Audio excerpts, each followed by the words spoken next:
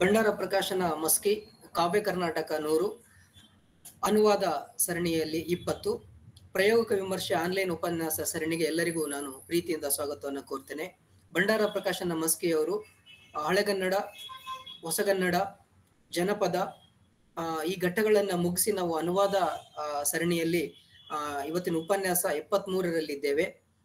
ಇವತ್ತಿನ ಉಪನ್ಯಾಸ ಅನುವಾದ ಸರಣಿಯಲ್ಲಿ ಅರಬ್ಬಿ ಭಾಷೆಯ ಪ್ರಭುಶಂಕರ್ ಅವರು ಅನುವಾದಿಸಿರುವ ಖಲೀಲ್ ಗಿಬ್ರನ್ ಅವರ ಕವಿತೆ ಪ್ರವಾದಿ ಎಂಬ ಕವಿತೆಯ ಕುರಿತು ನಮ್ಮ ಕನ್ನಡ ನಾಡಿನ ಖ್ಯಾತ ವಿಮರ್ಶಕರಾದಂತಹ ಅದು ಸರಸ್ವತಿ ಮೇಡಮ್ ಅವರು ನಮ್ಮ ಜೊತೆಗಿದ್ದಾರೆ. ಅವರು ಉಪನ್ಯಾಸ ನೀಡಲಿದ್ದಾರೆ.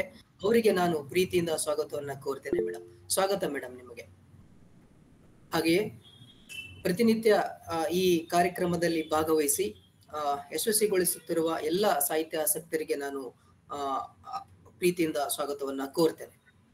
ಹಾಗೇನೆ ಈ ಕಾರ್ಯಕ್ರಮದ ಸಂಚಾಲಕರು ಆದ ಪ್ರೊಫೆಸರ್ ಬಸವರಾಜ್ ಕೋಡ್ಗುಂಟಿ ಸರ್, ಹಾಗೆ ಸಂಯೋಜಕರಾದ ಬಾಬುರಾವ್ ದೊರೆ, ಮಧು ಬಿರದರ್, ಸೈಯದ್ ಮುಜೀದ್ ಅಹಮ್ಮದ್, ಕರ್ಲಿಂಗ್ ನಾಟೇಕರ್, ಎಲ್ಲರಿಗೂ ಕೂಡ ನಾನು ಪ್ರೀತಿಯಿಂದ ಸ್ವಾಗತವನ್ನ ಕೋರ್ತೇನೆ. ಕಾರ್ಯಕ್ರಮ ಪ್ರಾರಂಭಿಸುವ ಮುಂಚೆ ನಮ್ಮ ವಿಮರ್ಶಕರ ಕಿರು ಪರಿಚಯವನ್ನ ಮಾಡಿಕೊಡ್ತೇನೆ. ದು ಸರಸ್ವತಿ ಮೇಡಮ್ ಅವರು ಹುಟ್ಟಿದ್ದು ಏಪ್ರಿಲ್ 20ರಂದು 1963 ಇಲ್ಲೇ ಬೆಂಗಳೂರಿನಲ್ಲಿನೇ. ಇವರ ವಿದ್ಯಾಭ್ಯಾಸವು ಕೂಡ ಬೆಂಗಳೂರಿನಲ್ಲೇ ಆಗುತ್ತೆ. ಮೇಡಮ್ ಅವರ ಆಸಕ್ತಿಯ ಕ್ಷೇತ್ರಗಳು ರಂಗಭೂಮಿ, ಚಿತ್ರಕಲೆ, ಮತ್ತೆ ಮಹಿಳಾ ಮತ್ತು ದಲಿತ ಚಳವಳಿಯ ಮುಂತಾದ ಸಾಮಾಜಿಕ ಚಟುವಟಿಕೆಗಳಲ್ಲಿ ಮೇಡಮ್ ಅವರು ಸಕ್ರಿಯವಾಗಿ ತೊಡಗಿಸಿಕೊಂಡಿದ್ದಾರೆ. ಮೇಡಮ್ ಅವರು ಅನೇಕ ಕೃತಿಗಳನ್ನ ಬರೆದಿದ್ದಾರೆ, ಅನುವಾದವನ್ನ ಮಾಡಿದ್ದಾರೆ, ಏಕಾಂಕ ನಾಟಕಗಳನ್ನ ಬರೆದಿದ್ದಾರೆ.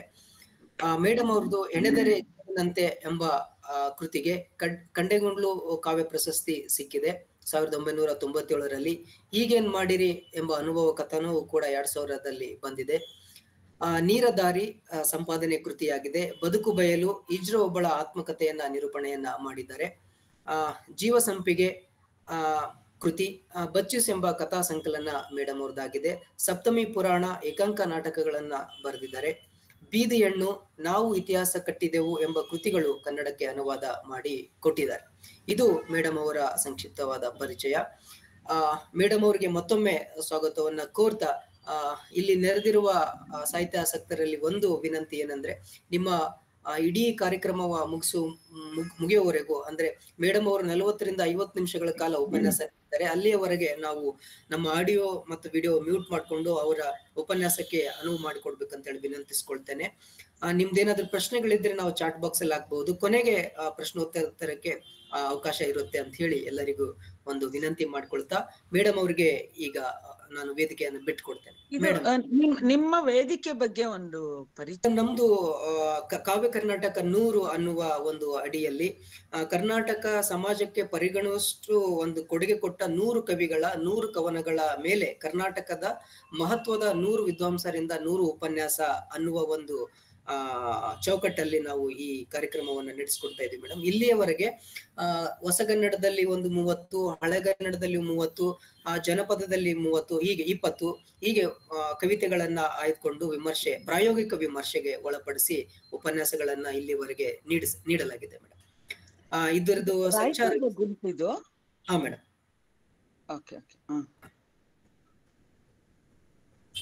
ಸಾರಿ ಹೇಳಿ ಪ್ರಾರಂಭಿಸ್ಬೋದು ಮೇಡಮ್ ನೀವು. ನಿಮ್ದು ವಿಡಿಯೋ ಮ್ಯೂಟ್ ಆಗಿದೆ ಮೇಡಮ್, ಅನ್ಮ್ಯೂಟ್ ಮಾಡ್ಕೊಂಡು ಪ್ರಾರಂಭಿಸ್ಬಿಡಿ. ನಮಸ್ಕಾರಗಳು. ಮೊದಲನೇದಾಗಿ ಒಂದು ಮನ್ನಿಸಿ ಅಂತ ಕೇಳ್ತೀನಿ. ಯಾಕೆ ಅಂದ್ರೆ ನಾನು ವಿಮರ್ಶೆ ಮಾಡೋಳಲ್ಲ. ನನಗೆ ಕನ್ನಡ ಸಾಹಿತ್ಯದ ಮೇಲೆ ಪ್ರೀತಿ, ಕವನ ಅಂದ್ರೆ ತುಂಬಾ ಪ್ರೀತಿ. ಇದ್ರ ಬಗ್ಗೆ ನಂಗೆ ಏನ್ ಅನ್ನಿಸ್ತು ಅಂತ ಅನ್ನೋದನ್ನ ಮಾತ್ರ ನಾನು ಮಾತಾಡ್ತೀನಿ. ಪ್ರಭುಶಂಕರ್ ಅವರು ತುಂಬಾ ದೊಡ್ಡ ವಿದ್ವಾಂಸರು. ನನಗೆ ಏನ್ ಅನ್ನಿಸ್ತು ಅನ್ನೋದನ್ನ ನಾನು ಮಾತಾಡ್ತೀನಿ, ತಪ್ಪು ಭಾವಿಸೋದಿಲ್ಲ ಅಂತ ತಿಳ್ಕೊತೀನಿ.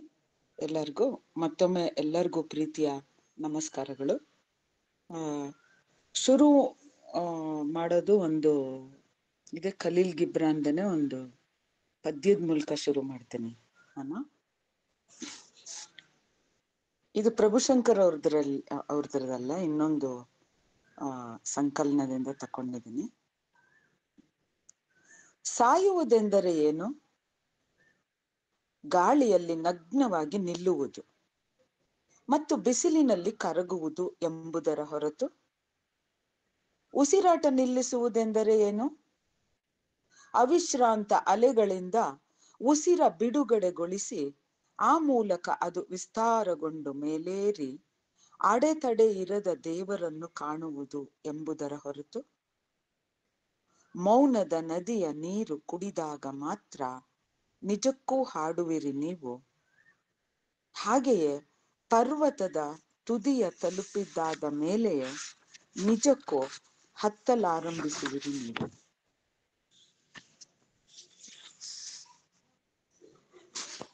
ಈ ಪ್ರಭುಶಂಕರ್ ಅವ್ರದ್ದು ನಾನು ಗಮನಿಸಿರ್ಲಿಲ್ಲ. ಇದು ತಗೊಂಡು ಈ ಕಾರ್ಯಕ್ರಮಕ್ಕೆ ಅಂತಾನೆ ನಾನು ಒಂದಷ್ಟು ಟಿಪ್ಪಣಿಯನ್ನ ರೆಡಿ ಮಾಡ್ಕೊಂಡಿದ್ದೀನಿ. ಅದ್ ನಡುವೆ ಆ ಪದ್ಯಗಳನ್ನ ಓದ್ತಾ ನಾನು ಒಂಚೂರು ಮಾತಾಡ್ಬೋದು ಅಂತ ಅಂದ್ಬಿಟ್ಟು. ಈ ಪ್ರವಾದಿ ಅಂತ ಅನ್ನೋದು ಪುಟ್ಟ ಪುಸ್ತಕ. ಹಲವು ಅಸಂಗತ ಅನ್ನಿಸೋ ವಿಷಯಗಳು, ಪ್ರೀತಿ, ಕಾಮ, ಸಾವು, ವಿದಾಯ, ಇವನ್ ಇಟ್ಕೊಂಡು ಅತ್ಯಂತ ಉತ್ಕಟವಾಗಿ ಬರ್ದಿರೋ ಅಂಥದ್ದು ಈ ಕವನ. ಈ ಆರಂಭದ ಮಾತಲ್ಲೇನೆ ಪ್ರಭುಶಂಕರ್ ಅವರು ತುಂಬಾ ಚೆನ್ನಾಗಿ ಹೇಳ್ತಾರೆ ಈ ಪ್ರವಾದಿಗೆ ಸಂಬಂಧಪಟ್ಟಂಗೆ. ತನ್ನ ಇರುವಿನ ಕಿರುದ್ವೀಪದಿಂದ ಅನಂತತೆಗೆ ಯಾತ್ರೆ ಹೊರಟಿರುವ ಮಹಾಚೇತನ ಒಂದರ ಪ್ರತಿನಿಧಿ ಪ್ರವಾದಿ. ಈ ಚೇತನ ಎಷ್ಟೋ ವರ್ಷಗಳ ಕಾಲ ಕಾದಿದೆ, ಏನೇನೋ ಹುಡ್ಕಾಡಿದೆ, ಸುಖ ದುಃಖಗಳನ್ನ ಅನುಭವಿಸಿದೆ. ಮತ್ ಈಗೇನೋ ಒಂದ್ ಕಡೆ ಪಯಣ ಇನ್ನೊಂದು ದಿಕ್ಕಿಗೆ ಹೋಗ್ಬೇಕಾಗಿದೆ. ಅದು ಎಲ್ಲೋ ಒಂದು ಸೂಚನೆ ಸಿಕ್ಕೋದು, ಇದೊಂದು ಪರ್ಮನೆಂಟ್ ಆಗಿ ಬಿಟ್ಟು ಹೋಗ್ತಾ ಇರುವಂತದ್ದು. ಆದ್ರೆ ಇಲ್ಲಿವರೆಗೂ ಇದ್ದಂಥದ್ರ ಜೊತೆನಲ್ಲಿ ಬೇರುಗಳು ಕಡಿದುಕೊಂಡಿಲ್ಲ, ಒಂದು ಉತ್ಕಟವಾದ ಅಟ್ಯಾಚ್ಮೆಂಟ್ ಇದೆ. ಆದ್ರೆ ಹಾರೋದನ್ನು ಅನಿವಾರ್ಯ. ಅಂಥದ್ದು ಒಂದು ಭಾವ ಈ ಇಡೀ ಕವನದಲ್ಲಿ ಇದೆ. ಅದು ಎರಡನ್ನೂ ಸುಲಭದ್ದು ಅಲ್ಲ. ಇದೊಂಥರ ಬಂಧನ ಮತ್ತು ಬಿಡುಗಡೆ. ಈ ಬಂಧನದ ಸೆಳೆತ ಎಷ್ಟಿದೆಯೋ ಬಿಡುಗಡೆಯ ಬಗ್ಗೆನೂ ಅಷ್ಟೇ ಉತ್ಕಟವಾಗಿರುವಂತ ಒಂದು ವಾಂಛೆ ಇದೆ. ಅವನು ಅಷ್ಟು ವರ್ಷ, ಬಹುಶಃ 12 ವರ್ಷಗಳ ಕಾಲ ಇದನ್ನ ಕಾದಿರ್ತಾನೆ. ಖಲೀಲ್ ಬಹುಶಃ ಇದನ್ನ ಬರೆಯೋದಿಕ್ಕೆ ಇರ್ಬೇಕು. ಮತ್ತೆ ಈ ಮಾತನ್ನ ಹೇಳ್ತಾರೆ ಅದರಲ್ಲಿ, ಹೋಗುವಾಗ ಏನು ನೋವು, ಎಂಥ ಯಾತನೆ, ಇಲ್ಲಿಂದ ಹೊರಡುವಾಗ ಇಲ್ಲಿನ ಎಲ್ಲವನ್ನು ತೆಗೆದುಕೊಂಡು ಹೋಗಬೇಕು. ಆದರೆ ಸಾಧ್ಯವೇ ಅದು, ಅಥವಾ ಅಗತ್ಯ ಉಂಟೆ? ಈ ಪ್ರಶ್ನೆಯ ಜೊತೆಗೆ ಈ ಪ್ರವಾದಿ ಮತ್ತೆ ಉತ್ತರ ಹೇಳ್ತಾನೆ. ಈ ಪ್ರವಾದಿ ಒಂದ್ ರೀತಿನಲ್ಲಿ ಅವರ ಒಂದು ಆಲ್ಟರ್ ಈಗೋ ತರನೇನೆ ಇದೆ ಅಂತ ಭಾವಿಸ್ಬೋದು ನಾವು. ಅದು ಎಷ್ಟು ಚೆನ್ನಾಗಿ ಹೇಳ್ತಾನೆ ಅಂದ್ರೆ ಈ ಎರಡರ ನಡುವಿನ ಹೊಯ್ದಾಟನ, ಒಂದು ಧ್ವನಿ ತನಗೆ ರೆಕ್ಕೆಗಳನ್ನು ನೀಡಿದ ತುಟಿ ನಾಲಿಗೆಗಳನ್ನು ತನ್ನೊಂದಿಗೆ ಒಯ್ಯಲಾರದು. ಏಕಾಂಗಿಯಾಗಿ ಅದು ಆಕಾಶವನ್ನು ಅರಸಬೇಕು. 9 ತಿಂಗಳು ಹೊಟ್ಟೆನಲ್ಲಿ ಇರೋಂತ ಮಗು ಬದುಕಿ ಉಳಿಬೇಕು ಅಂತಂದ್ರೆ ತಾಯಿ ಹೊಟ್ಟೆಯಿಂದ ಬರ್ಲೇಬೇಕು. ತಾಯಿನೂ ಬದುಕಿ ಉಳಿಬೇಕು ಅಂತಂದ್ರೆ ಹೊಟ್ಟೆಯಿಂದ ಈಚೆ ಬರ್ಲೇಬೇಕು. ಆದ್ರೆ ಆ 9 ತಿಂಗಳು ಅದ್ರ ಒಳಗಡೆ ಅವಳದೇ ಒಂದು ಜೀವ, ಅವಳದೇ ಒಂದು ದೇಹದ ಭಾಗವಾಗಿರುವಂತದ್ದು ಮಗು ಈಚೆ ಬರ್ಲೇಬೇಕು. ಅದು ಮತ್ತೊಂದು ಇದಕ್ಕೊಂದು ಉಪಮೆ ಕೊಡೋದು, ಹಾಗೆಯೇ ಹದ್ದು ಏಕಾಂಗಿಯಾಗಿ ತನ್ನ ಗೂಡನ್ನು. Madam sorry ma'am. ಹಾ ಮೇಡಮ್, ಅದು ಫೋನ್ ಒಂದ್ ಕಡೆ ಇಟ್ಬಿಟ್ಟು ಚೆನ್ನಾಗಿರುತ್ತೆ ಮ್ಯಾಮ್. ಅದು ಕಂಟಿನ್ಯೂಸ್ಲಿ ಶೇಕ್ ಆಗ್ತಿರುತ್ತೆ ಮ್ಯಾಮ್. ಹಂಗ ಹದ್ದು ಏಕಾಂಗಿಯಾಗಿ ತನ್ನ ಗೂಡನ್ನು ಒಯ್ಯದೆ ಸೂರ್ಯನನ್ನು ದಾಟಿ ಹಾರಬೇಕು. ಅವನು ಅಷ್ಟು ವರ್ಷಗಳ ಕಾಲ ಕಾದು ಆದ್ಮೇಲೆ ಒಂದು ದೊಡ್ಡ ಹಡಗತ್ತಿ ಇನ್ನೊಂದು ಅನಂತ ಯಾತ್ರೆ ಕೈಗೊಳ್ಬೇಕು ಅನ್ನೋ ಟೈಮಲ್ಲಿ ಜನ ಎಲ್ಲ ಬಂದು ಅವನು ಹೋಗೋದು, ಅದ್ರ ಬಗ್ಗೆ ತುಂಬಾ ಬೇಸರ ಇರುತ್ತೆ, ನೋವಾಗುತ್ತೆ. ನೀನು ಇಷ್ಟು ದಿವಸ ನಮ್ ಜೊತೆನಲ್ಲಿದ್ದೆ, ಬಿಟ್ಟು ಹೋಗ್ಬೇಡ ಅಂತ. ಅದ್ರಲ್ಲಿ ಆ ಸಂದರ್ಭದಲ್ಲಿ ಅಲ್ಮಿತ್ರ ಅನ್ನೋಳು ಹೋಗುವಾಗ ಬೇಡ ಅಂತ ಅನ್ನೋದಿಲ್ಲ, ಆದ್ರೆ ನಿನ್ನೊಳಗಿರುವಂತಹ ಜಾಣತನವನ್ನ ನಮಗೆ ಕೊಟ್ಟು ಹೋಗು ಅಂತಾಳೆ. ಆಗ ಒಬ್ಬೊಬ್ರು ಒಂದೊಂದ್ರ ಬಗ್ಗೆ ಕೇಳ್ತಾರೆ. ಪ್ರೇಮದ ಬಗ್ಗೆ ಕೇಳ್ತಾರೆ, ಸಾವಿನ ಬಗ್ಗೆ ಕೇಳ್ತಾರೆ, ವಿದಾಯದ ಬಗ್ಗೆ ಕೇಳ್ತಾರೆ, ಸುಖ ದುಃಖದ ಬಗ್ಗೆ ಕೇಳ್ತಾರೆ, ವ್ಯಾಪಾರದ ಬಗ್ಗೆನೂ ಕೇಳ್ತಾರೆ.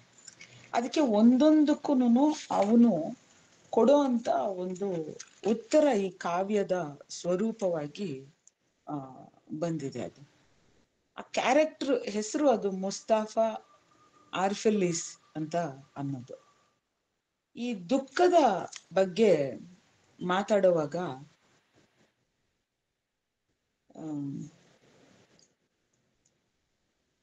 ಒಂದು ನಿಮಿಷ. ದುಃಖವನ್ನ ಕುರಿತು ಮಾತಾಡುವಾಗ ಇವು ಒಂದೇ, ಸುಖ ದುಃಖ ಒಂದೇ. ಮುಖವಾಡ ಕಿತ್ತೆಸೆದ ದುಃಖವೇ, ಸುಖ ನಗೆ ಬುಗ್ಗೆಯುಕ್ಕುವ ಬಾವಿ, ನಿನ್ನ ಕಣ್ಣೀರಿಂದ ತುಂಬಿತ್ತು. ಈ ನಗುವನ್ನು ಉಕ್ಕಿಸ್ತಾ ಇದ್ದಂತ ಬಾವಿ ಒಳಗಡೆ ಅದು ತುಂಬಿದ್ದೇನೆ ಕಣ್ಣೀರಿನಿಂದ ಅನ್ನೋದು. ಅಂದ್ರೆ ಈ ಸುಖ ದುಃಖ ಬೇರೆ ಅಲ್ವೇ ಅಲ್ಲ, ಅದು ಒಂದೇ ನಾಣ್ಯದ ಎರಡು ಮುಖಗಳ ತರ ಇದು ಕಾಣುತ್ತೆ. ಮತ್ತೊಂದು ಉದಾಹರಣೆನ ಅವನು ಕೊಡೋದು, ನೀನ್ ಯಾವ ಬಟ್ಟಲಿನಿಂದ ವೈನನ್ನ ಕುಡಿತಾ ಇದೆಯೋ ಅದು ಒಮ್ಮೆ ಕುಂಬಾರನ ಒಲೆಯಲ್ಲಿ ಬೆಂದಿತ್ತಲ್ವಾ, ಹಂಗೆ ಬೆಂದಿದ್ದಕ್ಕೇನೆ ಅಷ್ಟು ಸುಂದರವಾದ ಬಟ್ಲು ಆಯ್ತಲ್ವಾ. ಮತ್ತೆ ಒಂದ್ ಕೊಳಲಲ್ಲಿ ಬರೋ ಅಂತ ನಾದ, ಆ ಕೊಳಲಲ್ಲಿ ಅಷ್ಟು ಚೆನ್ನಾಗ್ ಒಂದ್ ನಾದ ಬರ್ಬೇಕು ಅಂತಂದ್ರೆ ಮತ್ತಿರ್ಗ ಚಾಕುನಲ್ಲಿ ಕೊರೆಸ್ಕೊಂಡಿರುತ್ತೆ ಆ ಬೊಂಬು. ಅದಕ್ಕೆ ಅವನು ಹೇಳೋದು, ಸಂತೋಷ ಭರಿತವಾಗಿರುವಾಗ ಹೃದಯದ ಆಳ ನೋಡಿ ದುಃಖ ನೀಡಿದ್ದೇ ಆನಂದ ಅನ್ನೋದು ಅರ್ಥ ಆಗುತ್ತೆ ಅಂತ. ಈ ಆನಂದದಿಂದನೇ ದುಃಖ ಬಂತು, ಈ ದುಃಖದಿಂದನೇ ಆನಂದ ಬಂತು ಅಂತ ಅನ್ನೋದನ್ನ ತುಂಬಾ ಚೆನ್ನಾಗಿ ಹೇಳ್ತಾನೆ. ಆಮೇಲೆ ಇನ್ನೊಂದು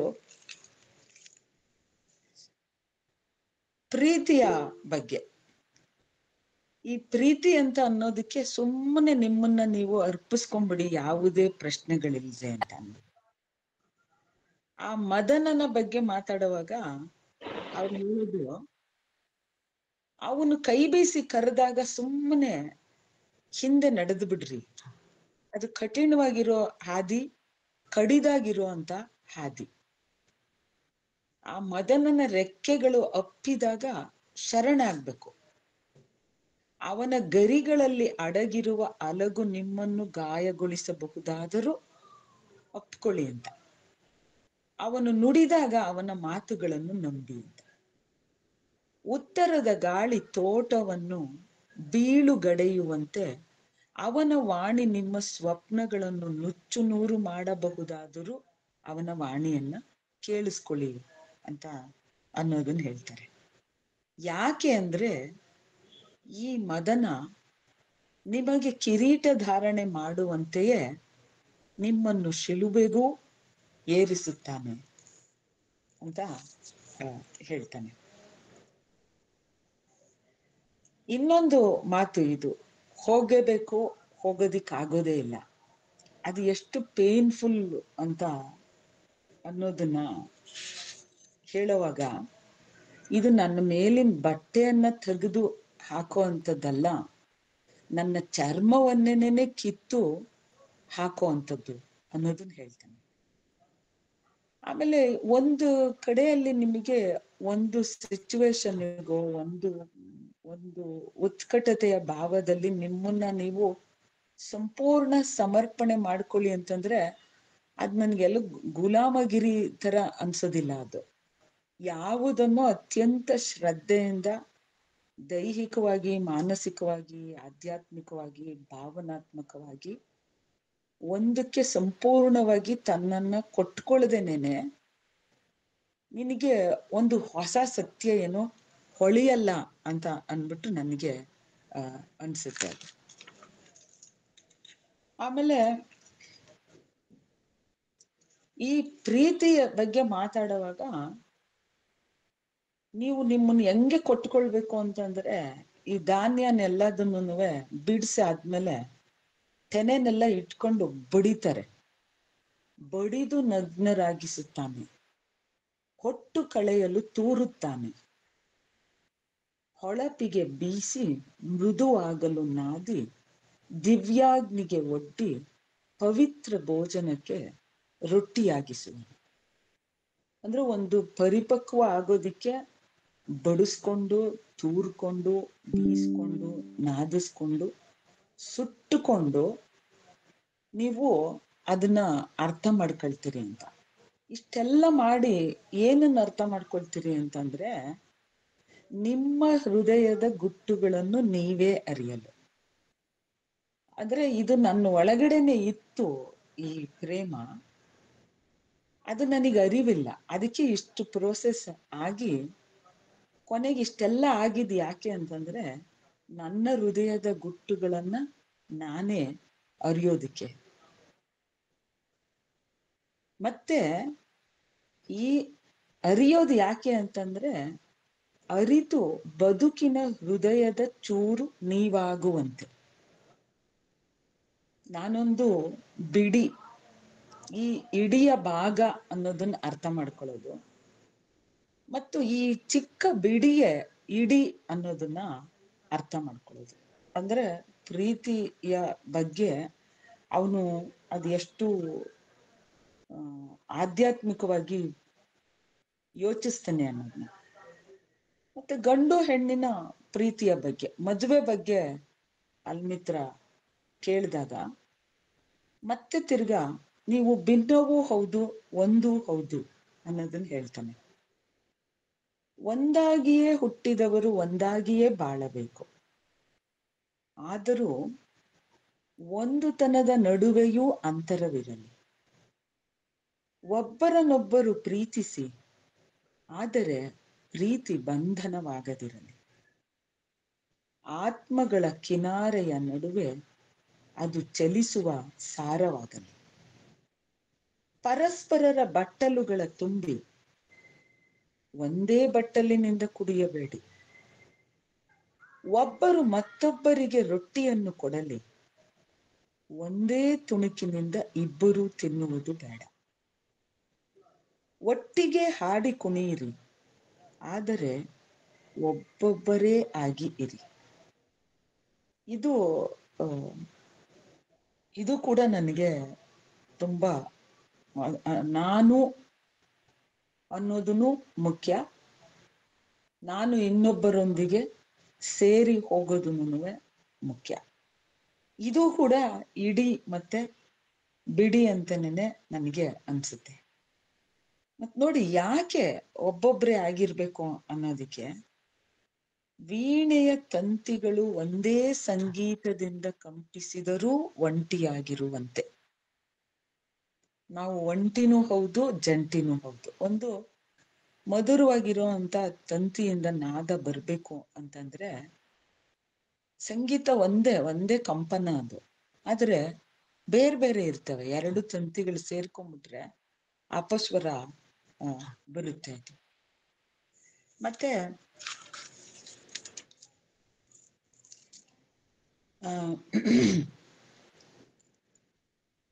ಮತ್ತೆ ಇದು ಸುಖ ದುಃಖದ ಬಗ್ಗೆ ಬರ್ತೀನಿ.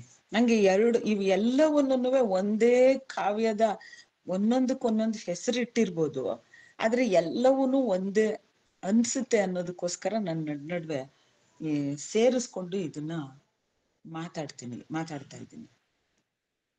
ಈ ಸುಖ ದುಃಖ ಅವು ಎರಡನ್ನು ಯಾವುದೇ ಕಾರಣಕ್ಕೂ ಬೇರ್ಪಡಿಸೋದಿಕ್ಕೆ ಆಗೋದಿಲ್ಲ. ಅವು ಯಾವಾಗ್ಲೂನು ಒಟ್ಟಿಗೆನೆ ಇರ್ತವೆ. ಒಂದು, ನಿಮ್ಮೊಡನೆ ಊಟಕ್ಕೆ ಕುಳಿತಾಗ ನೆನಪಿಡಿ, ಮತ್ತೊಂದು ನಿಮ್ಮ ಹಾಸಿಗೆಯ ಮೇಲೆ ನಿದ್ರಿಸಿರುತ್ತದೆ. ತಕ್ಕಡಿ ತಟ್ಟೆ ಓಲಾಡ್ದೇನೆ ಯಾವಾಗ ಸಮತೂಕದಲ್ಲಿ ಇರುತ್ತೆ ಅಂತಂದ್ರೆ, ನಿಶ್ಚಲವಾಗಿರುತ್ತೆ ಅಂದ್ರೆ ಅವು ಎರಡೂ ಬರಿದಾಗಿದ್ದಾಗ ಮಾತ್ರ. ಹಾಗೆ ಕಾಲದ ಬಗ್ಗೆ ಕುರಿತು ಹೇಳುದು, ಅವನಿಗೆ ಕಾಲ ಆಗ್ಲಿ, ಪ್ರೀತಿ ಆಗ್ಲಿ, ಸುಖ ದುಃಖ ಆಗ್ಲಿ ಎಲ್ಲವೂ ಎಟರ್ನಲ್. ಈ ಕಾಲ ಅನ್ನೋದು ಅಳತೆನೆ ಇಲ್ಲದೆ ಇರೋದು, ಅಳೆಯಲಾಗದೆ ಇರುವಂಥದ್ದು. ಗಂಟೆಗಳು ಋತುಗಳಿಗೆ ತಕ್ಕಂತೆ ನಿಮ್ಮ ನಡತೆಯನ್ನು, ಚೇತನವನ್ನು ಅನುಗೊಳಿಸಿ ಕಾಲವ ಪ್ರವಾಹ ಮಾಡಿ ದಡದಲ್ಲಿ ಕೂತು ಹರಿವುದ ನೋಡಿ. ಈ ಬುದ್ಧ ಈ ಮಾತನ್ನ ಹೇಳ್ತಾನೆ, ಒಂದು ಎಲ್ಲದರಿಂದ ಒಂದು ಡಿಸ್ಟೆನ್ಸ್ ನ ಇಟ್ಕೊಳ್ಳಿ ಅಂತ. ನಿನ್ನನ್ನ ನೀನು ಈಚೆ ಇಟ್ಟು ದಡದಲ್ಲಿ ಕೂತು ಹರಿಯೋ ನದಿ ನೋಡೋ ಹಂಗೆ ನೋಡಿದ್ರೆ ಸುಖ ದುಃಖ ಯಾವುದೂನು ನಾವು ಅಂದ್ಕೊಂಡಿರೋ ರೀತಿನಲ್ಲಿ ಇರೋದಿಲ್ಲ ಅಂತ ಅನ್ನೋದಕ್ಕೆ. ಈ ಕಾಲನು ತಿಳ್ಕೊಂಡಾದ್ಮೇಲೆ ಅನ್ನೋದು ನೋಡೋದು, ಹಂಗ್ ನಿಂತು ನೋಡಿದಾಗ, ಆ ಪ್ರವಾಹ ಮಾಡಿ ಆ ದಡದಲ್ಲಿ ಕೂತು ನೋಡುವಾಗ ನಿಮ್ಮೊಳಗೆ ಇರುವುದು ಕಾಲರಹಿತವಾಗಿದ್ದು ಕಾಲರಾಹಿತ್ಯವ ಅರಿತಿದೆ. ಏನು ನನ್ನ ಒಳಗಡೆ ಇದೆಯೋ ಅದು ಕಾಲರಹಿತನೂ ಹೌದು, ಅದು ಕಾಲರಾಹಿತ್ಯತೆಯನ್ನ ಅರ್ಥಕೊಂಡಿದೆ ಅಂತ. ಇದು ಎಷ್ಟು ಚೆನ್ನಾಗಿದೆ. ಅದಕ್ಕೆ ಗೊತ್ತು, ನೆನ್ನೆ ಎಂಬುದು ಇಂದಿನ ನೆನಪು, ನಾಳೆ ಎಂಬುದು ಇಂದಿನ ಕನಸು. ಇಂದು ನೆನ್ನೆಯನ್ನು ತನ್ನ ನೆನಪಿಂದ ತಬ್ಬಲಿ, ನಾಳೆಯನ್ನು ತನ್ನ ಬಯಕೆ ಎಂದು ಆಲಂಗಿಸಲಿ. ಇದು ತುಂಬಾ ಬ್ಯೂಟಿಫುಲ್ ಅನ್ನಿಸ್ತು. ನಾವು ಒಂದು ದಿನಕ್ಕೆ 24 ಗಂಟೆ, ವಾರಕ್ಕೆ 7 ದಿವಸ, ವರ್ಷಕ್ಕೆ 365 ದಿವಸ ಅಂತ ಅಂದ್ಬಿಟ್ಟು ನಾವು ನಮ್ಮ ಬದುಕನ್ನು ನಡ್ಸೋದಿಕ್ಕೆ ಒಂದೇನೋ ಮಾಡ್ಕೊಂಡಿದೀವಿ. ಆದ್ರೆ ಕಾಲ ತುಂಬಾ ದೊಡ್ಡದು. ಅದು ನಮ್ಮ ಚೇತನಕ್ಕೆ ಗೊತ್ತು. ಆದ್ರೆ ನಮ್ಮ ಪ್ರಾಕ್ಟಿಕಲ್ಲು, ನಮ್ಮ ದಿನನಿತ್ಯದ ಪ್ರಾಕ್ಟಿಕಲ್ ಬದುಕಲ್ಲಿ ಕಾಲನ ಡಿವೈಡ್ ಮಾಡ್ಕೊಂಡಿದೀವಿ. ಅದು ಇದನ್ನು ಅಷ್ಟೇನೆ. ಬುದ್ಧ ಮತ್ತೆ ನನಗೆ ಬುದ್ಧ ನೆನಪಾಯ್ತು, ಅದಕ್ಕೆ ಹೇಳ್ತಾ ಇದ್ದೀನಿ. ಲಿವ್ ಇನ್ ದ ಪ್ರೆಸೆಂಟ್ ಅಂತ ಹೇಳ್ತಾನೆ, ವರ್ತಮಾನದಲ್ಲಿ ಬದುಕಿ ಅಂದ್ಬಿಟ್ಟು. ವರ್ತಮಾನದಲ್ಲಿ ಬದುಕೋದು ಅಂತಂದ್ರೆ ಈ ವರ್ತಮಾನದಲ್ಲಿ ಭೂತವೂ ಇದೆ, ಭವಿಷ್ಯವೂ ಇದೆ. ಇವನು ಹೇಳೋ ಹಂಗೆ ನೆನ್ನೆ ಎಂಬುದು ಇಂದಿನ ನೆನಪು, ನಾಳೆ ಎಂಬುದು ಇಂದಿನ ಕನಸು. ಇದು ತುಂಬಾ ಚೆನ್ನಾಗಿದೆ ಅಂತ ಅನ್ನಿಸ್ತು ನನಗೆ. ಮತ್ತೆ ನನಗೆ ಇನ್ನೊಂದು ಅದ್ಭುತವಾಗಿ ಅನ್ಸಿದ್ದು, ಇದನ್ನ ಪದೇ ಪದೇ ನಾನು ಓದ್ಕೋತಾ ಇರ್ತೀನಿ. ಮಕ್ಕಳ ಬಗ್ಗೆ ಹೇಳೋವಂಥದ್ದು ಅದು ಎಷ್ಟು ರೆಲೆವೆಂಟ್ ಆಗಿದೆ ಅಂತಂದ್ರೆ ಇವತ್ತಿನ ಸಂದರ್ಭಕ್ಕೂ. ಇದು ನಾನು ಇದರಲ್ಲಿರೋದು ಪೂರ್ತಿ ಓದ್ತೀನಿ. ನಿಮ್ಮ ಮಕ್ಕಳು ನಿಮ್ಮ ಮಕ್ಕಳಲ್ಲ, ಜೀವದ ಸ್ವಪ್ರೇಮದ ಪುತ್ರ ಪುತ್ರಿಯರು ಅವು. ಅವು ನಿಮ್ಮ ಮೂಲಕ ಬಂದಿವೆಯೇ ಹೊರತು ನಿಮ್ಮಿಂದ ಅಲ್ಲ. ನಿಮ್ಮ ಜೊತೆ ಅವು ಇರುವುದಾದರೂ ನಿಮಗೆ ಸೇರಿದ್ದಲ್ಲ. ನಿಮ್ಮ ಪ್ರೀತಿಯನ್ನು ನೀವು ಅವುಗಳಿಗೆ ನೀಡಬಹುದು, ಆದರೆ ನಿಮ್ಮ ಆಲೋಚನೆಗಳನ್ನಲ್ಲ. ಏಕೆಂದರೆ ಅವರಿಗೆ ಅವರದೇ ಸ್ವಂತ ಆಲೋಚನೆಗಳುಂಟು. ಅವರ ದೇಹಗಳಿಗೆ ನೀನು ಮನೆಯಾಗಿರಬಹುದೇ ಹೊರತು ಆತ್ಮಗಳಿಗಲ್ಲ. ಏಕೆಂದರೆ ಅವರ ಆತ್ಮಗಳು ನಾಳೆಯ ಮನೆಯಲ್ಲಿ ನೆಲೆಸುತ್ತವೆ. ಎಲ್ಲಿಗೆ ನೀವು ಕನಸಿನಲ್ಲಿ ಹೋಗಲಾರಿರೋ ಅಲ್ಲಿ ಅವರಂತಿರಲು ನೀವು ಪ್ರಯತ್ನಿಸಬಹುದು, ಆದರೆ ಅವರನ್ನು ನಿಮ್ಮಂತೆ ಮಾಡಲು ಪ್ರಯತ್ನಿಸದಿರಿ. ಏಕೆಂದರೆ ಜೀವ ಹಿಮ್ಮುಖವಾಗಿ ಹರಿಯುವುದೂ ಇಲ್ಲ, ನೆನ್ನೆಯ ಜೊತೆ ತಂಗುವುದೂ ಇಲ್ಲ. ನಿಮ್ಮ ಮಕ್ಕಳು ಜೀವಂತ ಬಾಣಗಳಂತೆ ಚಿಮ್ಮಲು ಇರುವ ಬಿಲ್ಲುಗಳು ನೀವು. ಅನಂತ ಪದದ ಮೇಲೆ ತನ್ನ ಗುರಿಯನ್ನು ಬಿಲ್ಲುಗಾರ ಗಮನಿಸುತ್ತಾನೆ. ಅವನ ಶಕ್ತಿಯಿಂದ ನಿಮ್ಮನ್ನು ಭಾಗಿಸುತ್ತಾನೆ. ಅವನ ಬಾಣಗಳು ವೇಗವಾಗಿ ಬಹುದೂರ ಹೋಗುವಂತೆ.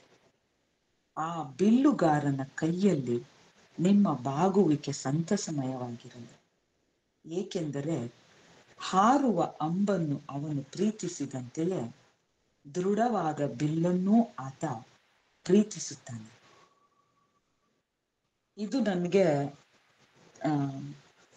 ಮಕ್ಕಳು ಅಂತಂದ್ರೆ ಒಂದ್ ಸ್ವಲ್ಪ ಫಿಕ್ಸೆಡ್ ಡೆಪಾಸಿಟ್ಗಳ ತರೋ ಅಥವಾ ಪ್ರೈವೇಟ್ ಪ್ರಾಪರ್ಟಿ ತರನೋ ಆಗಿರುವಾಗ ಇವನು ಎಷ್ಟು ಅದ್ಭುತವಾಗಿ ಮಕ್ಕಳ ಬಗ್ಗೆ ಯೋಚಿಸ್ತಾನೆ.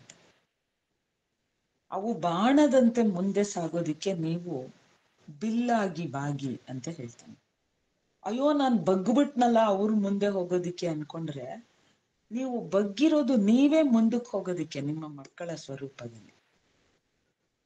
ಅದು ಮತ್ತೊಬ್ರು ಬುದ್ಧಿಸ್ಟ್ ಮಾಂಕು ತಿಕ್ನಾಥ್ ಅನ್ನೋರು ಹೇಳ್ತಾರೆ ಮಕ್ಕಳ ವಿಷಯದಲ್ಲಿ ಅಂತ. ಯಾರೋ ಒಬ್ರು ತಂದೆನೋ ತಾಯಿಯನ್ನು ಕಳ್ಕೊಂಡಾಗ ತುಂಬಾ ನೋವಾದಾಗ ಹೆಂಗೆ ಮೀರ್ಕೊಳ್ಬೇಕು ಅಂತಂದ್ರೆ, ನೀನು ನಿನ್ನ ತಂದೆಯ ಮುಂದುವರಿವಿಕೆ, ನಿನ್ನೊಳಗೆ ನಿನ್ನ ಅಪ್ಪ ಮುಂದುವರಿತಾ ಇರ್ತಾನೆ, ಅವನು ತೀರ್ಕೊಂಡ ಅನ್ನೋ ಕಾರಣಕ್ಕೆ ನೀವು ಅವನು ಮುಗ್ದೇ ಹೋದ ಅಂತ ಅನ್ಕೋಬಾರ್ದು ಅಂದ್ಬಿಟ್ಟು.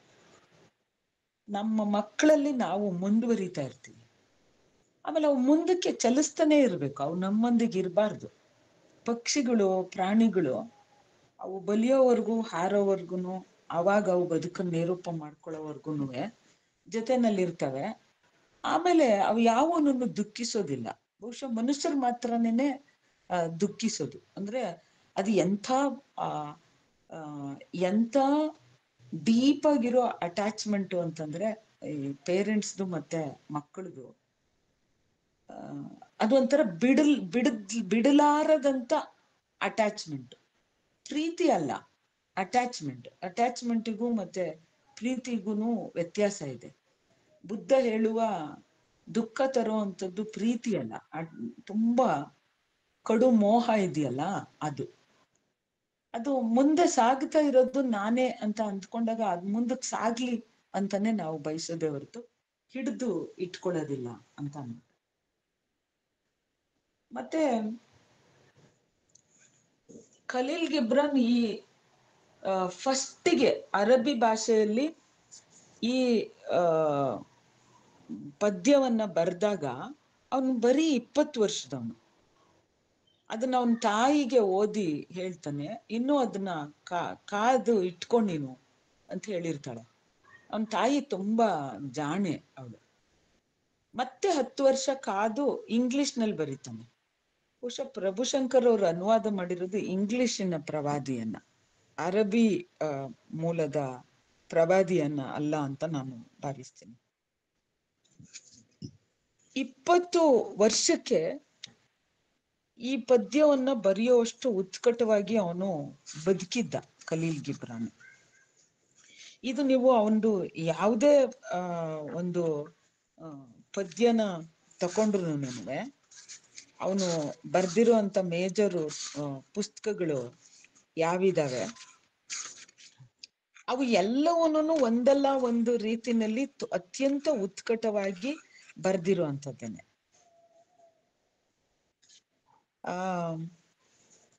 ಪ್ರಾಫಿಟ್ದೇನೆ ಸೀರೀಸ್ ತರ ಇನ್ನ 2 ಬರುತ್ತೆ. ಪ್ರಾಫಿಟ್ ಇನ್ ದಿ ಗಾರ್ಡನ್ ಮತ್ತಿನ್ನೊಂದು ಪುಸ್ತಕ ಬರೀತಾನೆ ಅವನು.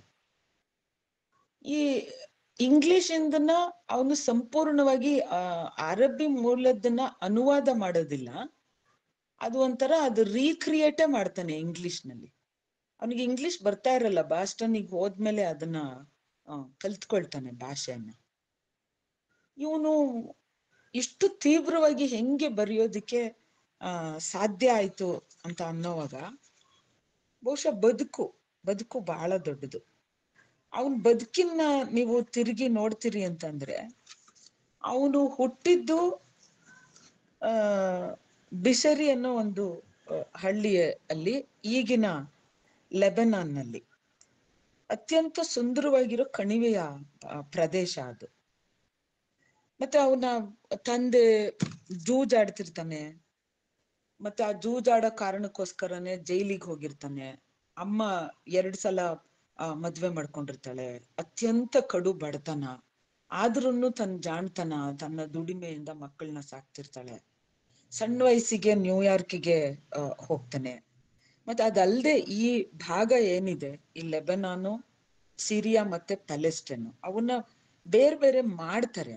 ಅದು ಇವತ್ತಿಗೂ ಹೊತ್ತಿ ಉರಿತಿರುವಂತ ಒಂದು ಪ್ರದೇಶ. ಅದು ಬಹಳ ಕಷ್ಟಪಟ್ಟು ಮಕ್ಕಳನ್ನ ಸಾಕ್ತಾಳೆ. ಮತ್ತೆ ಅವನು ತುಂಬಾ ಸಣ್ಣ ವಯಸ್ಸಿಗೆ ತಾಯಿ ಕ್ಯಾನ್ಸರ್ ಬಂದು ಸಾಯ್ತಾಳೆ, ತಂಗಿ ಕ್ಷಯರೋಗ ಬಂದು ಸಾಯ್ತಾಳೆ. ಈ ಪ್ರಕೃತಿ ಮತ್ತೆ ಈ ಬದುಕಿನಲ್ಲಿ ಕಂಡಂತಹ ಕಷ್ಟಗಳು ಮತ್ತೆ ಅವನ ಉತ್ಕಟತೆಯಿಂದಾಗೇನೆ ಅವನು ಅನುಭವಿಸುವಂತ ಆರೋಗ್ಯದ ಸಮಸ್ಯೆಗಳು. ಅವನಿಗೆ ಲಿವರ್ ಕ್ಯಾನ್ಸರ್ ಬಂದಿರುತ್ತೆ, ಅವನು ಕುಡಿಬಾರ್ದು, ಅವನಿಗೆ ನರಗಳದು ಸಮಸ್ಯೆ ಇರುತ್ತೆ, ಅಂದ್ರೂನು ಕುಡಿತಾನೆ. ಅಂದ್ರೆ ಎಲ್ಲೋ ಒಂದ್ ಕಡೆಯಲ್ಲಿ ಹಿಂಗೆ ಉರಿದು ಹೋಗೋದೇನೆ ನನ್ನ ಬದುಕು ಅಂತ ಡಿಸೈಡ್ ಮಾಡ್ಕೊಂಡಂಗನು ಅವನು ಬದುಕಿದ್ದಾನೆ. ಇಷ್ಟು ತೀವ್ರವಾಗಿ ಬದುಕಿದ್ದಕ್ಕೋಸ್ಕರನೇ ಅವನಿಗೆ ಅಷ್ಟು ತೀವ್ರವಾಗಿ ಬರೆಯೋದಿಕ್ಕೆ ಸಾಧ್ಯ ಆಯ್ತು ಅಂತ ಅನ್ಸುತ್ತೆ. ಮತ್ತೆ ಅವನ ಬದುಕಿನಲ್ಲಿ ಬಂದಂತಹ ಸಂಗಾತಿಗಳು, ಸ್ನೇಹಿತೆಯರು, ಪ್ರೀತಿಸಿದಂಥವ್ರು, ಸಿಕ್ಕಂತ ಕಲಾವಿದರು, ಕವಿಗಳು, ಅದು ಅವನು ಗಮನಿಸಿದ್ರೆ ಆ ಸಂಬಂಧಗಳಲ್ಲಿಯೂ ಅವನು ಅತ್ಯಂತ ಉತ್ಕಟವಾಗಿ ಇರ್ತಾನೆ. ಮೇರಿ ಅಂತ ಅನ್ನೋಳು 10 ವರ್ಷ ಅವನಿಗಿನ್ನ ದೊಡ್ಡವಳು. ಅವಳು ಒಂಥರ ಅವನಿಗೆ ಗಾಡ್ ಮದರ್ ತರನೇ ಆಗಿರ್ತಾಳೆ. ಅವನ ಪೇಂಟಿಂಗು, ಅವನ ಪದ್ಯಗಳು, ಅವು ಎಲ್ಲದನ್ನು ಬೆಳಕಿಗೆ ಬರೋಕೆ, ಪ್ರಕಟಣೆ ಆಗೋದಿಕ್ಕೆ ಒಂದು 3 ಜನ, ಆ ಯೂಂಗ್ ಅನ್ನೋಳು, ಮೇರಿ ಅನ್ನೋಳು, ಮತ್ತೊಬ್ಳು ಅವಳು ಈಜಿಪ್ಟಿನ ಒಬ್ಳು ಕವಿಯಿತ್ರಿ, ಒಂದಲ್ಲ ಒಂದ್ ರೀತಿನಲ್ಲಿ ಅವನ್ಗೊಂದು ತುಂಬಾ ಇಂಟೆನ್ಸ್ ಆದ ಸಂಬಂಧ ಈ ಹೆಣ್ಮಕ್ಳ ಜೊತೆನಲ್ಲಿ ಇರುತ್ತೆ. ಅವನ್ ಮತ್ತೆ ಮೇರಿಯನ್ನ ಮದ್ವೆನೂ ಆಗ್ಬೇಕು ಅಂತ ಇರ್ತಾನೆ. ಅವಳು ವಯಸ್ಸಿನ ಕಾರಣಕ್ಕೆ ಮದ್ವೆ ಆಗೋದಿಲ್ಲ. ಅವ್ನ್ ಸಾಯೋದನ್ನು ಬಹಳ ಸಣ್ಣ ವಯಸ್ಸಿಗೆನೆ ಸಾಯ್ತಾನೆ. ಮತ್ತೆ ಅವನು ಊರಿಗೆನೆ ವಾಪಸ್ಸು ತಕೊಂಡ್ಬರ್ತಾರೆ. ಆದ್ರೆ ಅವನಿಗೆ ಅವನು ಇರುವಂತ ಒಂದು ಹಳ್ಳಿನಲ್ಲಿ, ಒಂದು ಮೊನಾಸ್ಟ್ರಿನಲ್ಲಿ ಅವನನ್ನ ಮಣ್ಣು ಮಾಡ್ಬೇಕು ಅನ್ನೋದು ಆಸೆ ಇರುತ್ತೆ. ಕೊನೆಗೆ ಈ ಸ್ನೇಹಿತೆಯರೇನೆ ಸೇರಿ ಅವನು ಮತ್ತೆ ಅದನ್ನ ಅಗ್ದು ಅವನು ಎಲ್ಲಿ ಬಯಸಿದ್ನೋ ಅಲ್ಲೇನೆ ಒಂದು ಸಮಾಧಿ ಮಾಡಿ, ಬಹುಶಃ ಈಗ ಅದನ್ನ ಒಂದು ದೊಡ್ಡ ಸ್ಮಾರಕದ ತರ ಮಾಡಿದ್ದಾರೆ.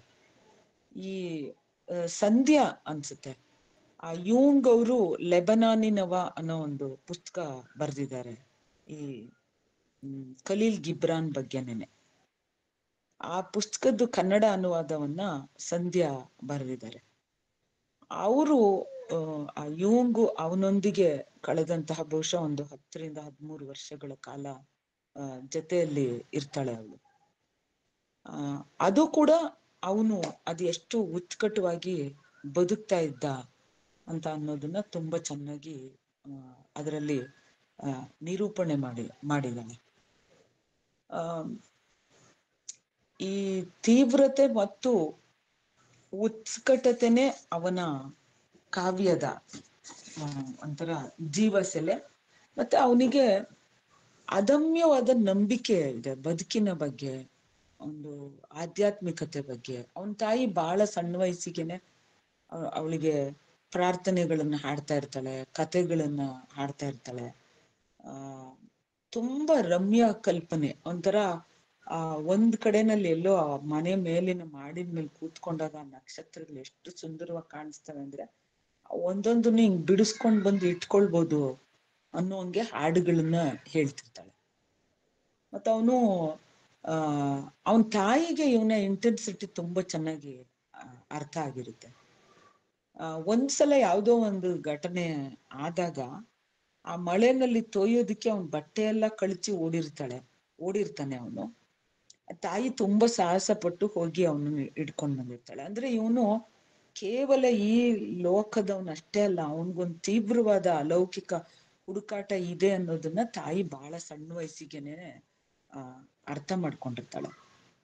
ಬಹುಶಃ ಈ ಅವನು ಬದುಕಿದ ಉತ್ಕಟ ಬದುಕಿನ ಒಂದು ಕನ್ನಡಿಗಳಂತನೇನೆ ನನಗೆ ಅವನ ಪದ್ಯಗಳು ನನಗೆ ಕಾಣಿಸುತ್ತೆ. ಮತ್ತೆ ಈ ನಮಗೊಂದು ದ್ವಿತ್ವ ಇದೆ, ಎರಡು ಅನುಭವಗಳನ್ನ ನಾವು ಏನನ್ನಾದ್ರೂ ಒಂದು ಗುರ್ತಿಸಿದ್ರೆ ನಮ್ಗೆ ಅದನ್ನ ಗುರ್ತಿಸೋ ಪ್ರೋಸೆಸ್ ಅಲ್ಲಿ ಇದು ಸುಖ, ಇದು ದುಃಖ, ಇದು ಚಂದ, ಇದು ಚೆನ್ನಾಗಿಲ್ಲ ಅನ್ನೋದನ್ನ ಇಮಿಡಿಯೇಟ್ ಆಗಿ ಟ್ಯಾಗ್ ಹಾಕ್ತೀವಿ. ನಂಗೆ ಅನ್ಸೋದು ವೈಯಕ್ತಿಕವಾಗಿ ಈ ದ್ವಂದ್ವನೇ ನಮ್ಮನ್ನ ಜಾಸ್ತಿ ನೋವಿಗೆ ದೂಡಿದೆ ಅಂತ. ದುಃಖ ಆಗ್ಲಿ ಸುಖ ಆಗ್ಲಿ ಸಾವಾಗ್ಲಿ ಬದುಕಾಗ್ಲಿ ಇದು ಕಂಟಿನ್ಯೂಟಿಯ ಒಂದು ಭಾಗ ಅಷ್ಟೇನೆ. ಆದ್ರೆ ಅದು ನಮ್ಮ ಪ್ರಜ್ಞಾಪೂರ್ವಕ ಮನಸ್ಸಿಗೆ ಇಷ್ಟ ಇಲ್ಲದೆ ಇರೋದಕ್ಕೆ ಇದು ದುಃಖ ಚೆನ್ನಾಗಿಲ್ಲ, ಸುಖ ಚೆನ್ನಾಗಿದೆ ಅಂತ ಹಾಕೋತೀವಿ. ನಂಗನ್ಸೋದು ಬಹುಶಃ ಅವನ ಒಂದು ತೀವ್ರವಾದ ಆಧ್ಯಾತ್ಮಿಕ ಹುಡುಕಾಟದಲ್ಲಿ ಅವನು ಇವು ಎಲ್ಲವೂನು ಒಂದು ಕಂಟಿನ್ಯೂಟಿ ಅಂತಾನೇನೆ ನೋಡ್ದ. ಅದಕ್ಕೆ ಅಷ್ಟು ಚಿಕ್ಕ ವಯಸ್ಸಿಗೆ ಇಷ್ಟು ಅಸಂಗತವಾಗಿರುವಂತಹ ವಿಚಾರಗಳನ್ನ ಇಷ್ಟು ತೀವ್ರವಾಗಿ ಅವನಿಗೆ ಬರೆಯೋದಕ್ಕೆ ಸಾಧ್ಯ ಆಯ್ತು ಅಂತ. ಮತ್ತೆ ನನ್ಗೆ ಬುದ್ಧಂದು ಮತ್ತೆ ನೆನಪಾಗುತ್ತೆ. ಯಾಕೆ ಅಂತಂದ್ರೆ ಬುದ್ಧನು ಅದನ್ನೇ ಹೇಳೋದು, ಸಫರಿಂಗ್ ಇರೋದ್ರಿಂದಲೇ ನೀನು ಅದರಿಂದ ಮುಕ್ತಿ ಪಡೆಯೋ ದಾರಿಯನ್ನ ಹುಡುಕ್ತೀಯ, ಅದಕ್ಕೆ ಸಫರಿಂಗ್ ಅನ್ನ ಹೇಟ್ ಮಾಡ್ಬೇಡ ಅಂತ. ಎರಡು ಭಾವ ಅಷ್ಟೇ, ಸುಖ ದುಃಖ ಅಂತ ಅನ್ನೋದು. ಅದು ಇವನಿಗೆ ಬಹಳ ಸಣ್ಣ ವಯಸ್ಸಿಗೆ ಅವನು ಅದನ್ನ ದಕ್ಕಿಸ್ಕೊಳ್ಳೋದಕ್ಕೆ ಸಾಧ್ಯ ಆಯ್ತು. ಎರಡೂನುವೆ ಒಂದೇ ನಾಣ್ಯದ ಎರಡು ಮುಖಗಳು ಅಂತನೋ ಅಥವಾ ಒಂದರದೇ ಮುಂದುವರಿದ ಭಾಗ ಅನ್ನೋದು ಅವನಿಗೆ ತುಂಬಾ ಚೆನ್ನಾಗಿ ಗೊತ್ತಾಯ್ತು ಅಂತ ನನಗೆ ಅನ್ಸುತ್ತೆ. ಕೊನೆಯಲ್ಲಿ ಇನ್ನೊಂದು ಸೌಂದರ್ಯದ ಬಗ್ಗೆ ಒಂದು ಪದ್ಯನ ಓದ್ಬಿಟ್ಟು ನನ್ನ ಮಾತನ್ನ ನಿಲ್ಲಿಸ್ತೀನಿ.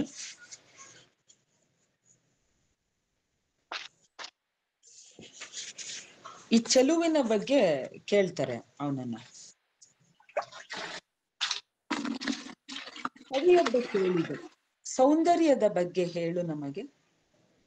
ಉತ್ತರಿಸಿದ ಅವನು ಅಂದ್ರೆ ಈ ಪ್ರವಾದಿ, ನೀವು ಎಲ್ಲೆಂದು ಹುಡುಕುವಿರಿ ಸೌಂದರ್ಯವನ್ನು, ಅದೇ ನಿಮ್ಮ ಮಾರ್ಗ ಮತ್ತು ಅದೇ ನಿಮ್ಮ ಮಾರ್ಗದರ್ಶಿ ಆಗಿರದ ಹೊರತು ಹೇಗೆ ಕಂಡುಕೊಳ್ಳುವಿರಿ ಅದನ್ನು?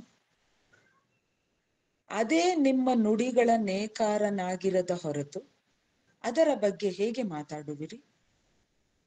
ನೊಂದವರು ಹಾಗೂ ಘಾಸಿಗೊಂಡವರು ಹೇಳುತ್ತಾರೆ, ಸೌಂದರ್ಯವೆಂಬುದು ದಯಾಮಯತೆ ಮತ್ತು ಸಜ್ಜನಿಕೆ. ತನ್ನ ವೈಭವದ ಬಗ್ಗೆ ನಸುನಾಚಿರುವ ಎಳೆ ತಾಯಂತವಳು ನಡೆದಾಡುತ್ತಾಳೆ ನಮ್ಮ ನಡುವೆ. ಗಾಢ ಅನುರುಕ್ತಿ ಇರುವವರು ಹೇಳುತ್ತಾರೆ, ಇಲ್ಲ, ಸೌಂದರ್ಯವೆಂಬುದು ರುದ್ರ ರಮಣೀಯ ಶಕ್ತಿ, ಚಂಡಮಾರುತದಂತದ ನಡುಗಿಸುತ್ತದೆ ನಮ್ಮ ಕಾಲಡಿಯ ನೆಲವನ್ನು ಹಾಗೂ ತಲೆ ಮೇಲಿನ ಆಕಾಶವನ್ನು. ಬಳಲಿದವರು ದಣಿದವರು ಹೇಳುತ್ತಾರೆ, ಸೌಂದರ್ಯವೆಂಬುದು ಮೃದು ಪಿಸು ಮಾತು, ಅದು ನುಡಿಯುತ್ತದೆ ನಮ್ಮ ಚೇತನದೊಳಗೆ. ನೆರಳಿ ಗಂಜಿ ಮಂದ ಬೆಳಕು ರೆಕ್ಕೆ ಎಲುಗಿಸುವ ಹಾಗೆ ಅದರ ದನಿ ನಮ್ಮ ನಿಶಬ್ದಗಳಿಗೆ ಶರಣಾಗುತ್ತದೆ. ಅವಿಶ್ರಾಂತರು ಹೇಳುತ್ತಾರೆ, ಅದು ಪರ್ವತಗಳ ನಡುವೆ ಅರುಚುವುದನ್ನು ನಾವು ಕೇಳಿದ್ದೇವೆ. ಆ ಕೂಗುಗಳಿಂದ ಕೇಳಿಸಿತು ಖರಪುಟದ ಸದ್ದು, ರೆಕ್ಕೆ ಬಡಿತದ ಸದ್ದು ಹಾಗೂ ಸಿಂಹಗಳ ಘರ್ಜನೆ. ನಗರದ ರಾತ್ರಿ ಕಾವಲುಗಾರ ಹೇಳುತ್ತಾನೆ, ಸೌಂದರ್ಯವೆಂಬುದು ಪೂರ್ವ ದಿಕ್ಕಿಂದ ಹುಟ್ಟುತ್ತದೆ ಸೂರ್ಯೋದಯದ ಜೊತೆಗೆ. ಕೂಲಿಕಾರರು ಹಾದಿಹೋಕರು ಹೇಳುವರು, ಮಧ್ಯಾಹ್ನದಲ್ಲಿ ಸೂರ್ಯಾಸ್ತದ ಕಿಟಕಿಗಳಿಂದ ಅದು ಭೂಮಿಯೆಡೆ ಬಾಗುವುದ ಕಂಡಿದ್ದೇವೆ ನಾವು. ಹೇಳುತ್ತಾರೆ ಚಳಿಗಾಲದಲ್ಲಿ ಮಂಜಿನಿಂದ ಆವೃತರಾದವರು, ಅದು ಬೆಟ್ಟಗಳ ಮೇಲೆ ನೆಗೆಯುತ್ತಾ ಬರುತ್ತದೆ ವಸಂತದ ಜೊತೆಗೆ. ಹಾಗೆಯೇ ಸುಡು ಬಿಸಿಲಲ್ಲಿ ಕೊಯ್ಲು ಮಾಡುವವರು ಹೇಳುತ್ತಾರೆ, ಶರತ್ ಕಾಲದ ಎಲೆಗಳ ಮೇಲದು ನರ್ತಿಸುವುದ ಮತ್ತು ಮಂಜಿನ ಮಂದ ಪರದೆ ಅದರ ಕೇಶದಲ್ಲಿರುವುದ ಕಂಡಿದ್ದೇವೆ ನಾವು. ಇವೆಲ್ಲ ವಿಷಯಗಳ ಹೇಳಿದ್ದೀರಿ ನೀವು ಸೌಂದರ್ಯದ ಬಗ್ಗೆ.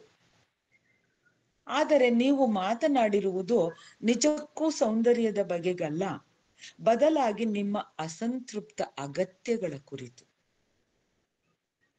ಸೌಂದರ್ಯವೆಂಬುದೊಂದು ಅಗತ್ಯವಲ್ಲ, ಬದಲಾಗಿ ಅದೊಂದು ಆನಂದ ಪರವಶತೆ. ಅದೊಂದು ದಾಹ ಪೀಡಿತ ಬಾಯಿಯಲ್ಲ, ಅಥವಾ ಬೇಡಲೊಡ್ಡಿರುವ ಬೊಗಸೆಯೂ ಅಲ್ಲ, ಬದಲಾಗಿ ಅದೊಂದು ಜ್ವಲಂತ ಹೃದಯ ಹಾಗೂ ಸಮ್ಮೋಹಿತ ಆತ್ಮ. ಅದು ನೀವು ಕಾಣಬಲ್ಲೊಂದು ಬಿಂಬವಲ್ಲ, ಅದು ಕೇಳಲಿರುವೊಂದು ಹಾಡಲ್ಲ, ಬದಲಾಗಿ ನೀವು ಕಣ್ಮುಚ್ಚಿರುವಾಗಲೂ ಕಾಣಬಲ್ಲೊಂದು ರೂಹು, ಕಿವಿ ಮುಚ್ಚಿದ್ದಾಗಲೂ ಕೇಳಬಲ್ಲೊಂದು ಹಾಡು. ಅದು ಕಾಂಡಗಳೊಳಗೆ ಕೆತ್ತಲ್ಪಟ್ಟ ಕಾಲುವೆಯಲ್ಲ, ಅಥವಾ ಉಗುರು ಮನೆಗಳಿರುವ ರೆಕ್ಕೆಯಲ್ಲ, ಅದೊಂದು ನಿತ್ಯ ಹರಿದ್ವರ್ಣವನ, ಸದಾ ಹಾರುತ್ತಿರುವ ದೇವತೆಗಳದೊಂದು ವೃಂದ. ಅರ್ಫಲೀಸ್ನ ಜನರೇ, ಪರದೆ ಸರಿಸಿ ತನ್ನ ದಿವ್ಯ ಮುಖ ತೋರಿದಾಗ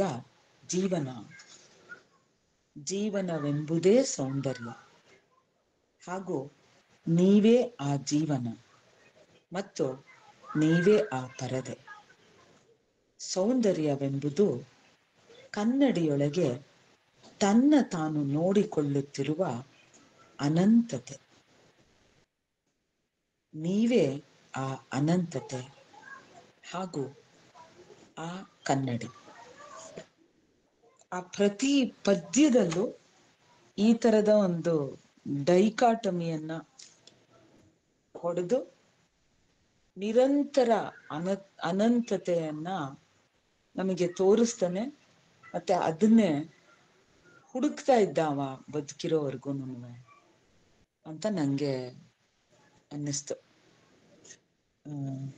ಇಷ್ಟ ಹೇಳಿ ನನ್ನ ಮಾತನ್ನ ಮುಗಿಸ್ತೀನಿ. ಇದು ಸುಮ್ಮನೆ ಅದ್ರ ಒಳಗಡೆ ನಾನೇ ಮುಳುಗಿ ನನ್ಗೆ ಒಂದೇನೋ ಅನ್ಸಿದ್ದನ್ನ ನಿಮ್ ಜೊತೆ ಶೇರ್ ಮಾಡ್ಕೊಂಡಿದ್ದೀನಿ. ಧನ್ಯವಾದಗಳು ಮೇಡಮ್. ಸುಮಾರು 40ಕ್ಕೂ ಹೆಚ್ಚು ನಿಮಿಷಗಳ ಕಾಲ ನೀವು ನಿರಂತರವಾಗಿ ಖಲೀಲ್ ಗಿಬ್ರಾನ್ ಅವರ ಅನೇಕ ಕವಿತೆಗಳನ್ನ ಜೊತೆಗೆ ಪ್ರವಾದಿ ಕವಿತೆಯನ್ನು ಕೂಡ ನೀವು ವಿಮರ್ಶೆಗೆ ಒಳಪಡಿಸಿದ್ರಿ. ನಿಮಗೆ ಭಂಡಾರ ಪ್ರಕಾಶನ ಮಸ್ಕಿ ಅವರ ಪರವಾಗಿ ಮತ್ತು ಇಲ್ಲಿರುವ ಎಲ್ಲ ಸಾಹಿತ್ಯ ಆಸಕ್ತರ ಪರವಾಗಿ ಮತ್ತೊಮ್ಮೆ ಧನ್ಯವಾದಗಳನ್ನ ಸಲ್ಲಿಸ್ತೇನೆ. ಈಗ ಪ್ರಶ್ನೋತ್ತರ ಅಥವಾ ಸಂವಾದ ಮುಕ್ತ ಅವಕಾಶ. ಯಾರಾದ್ರೂ ಪ್ರಶ್ನೆಗಳಿದ್ರೆ ಕೇಳ್ಬಹುದು.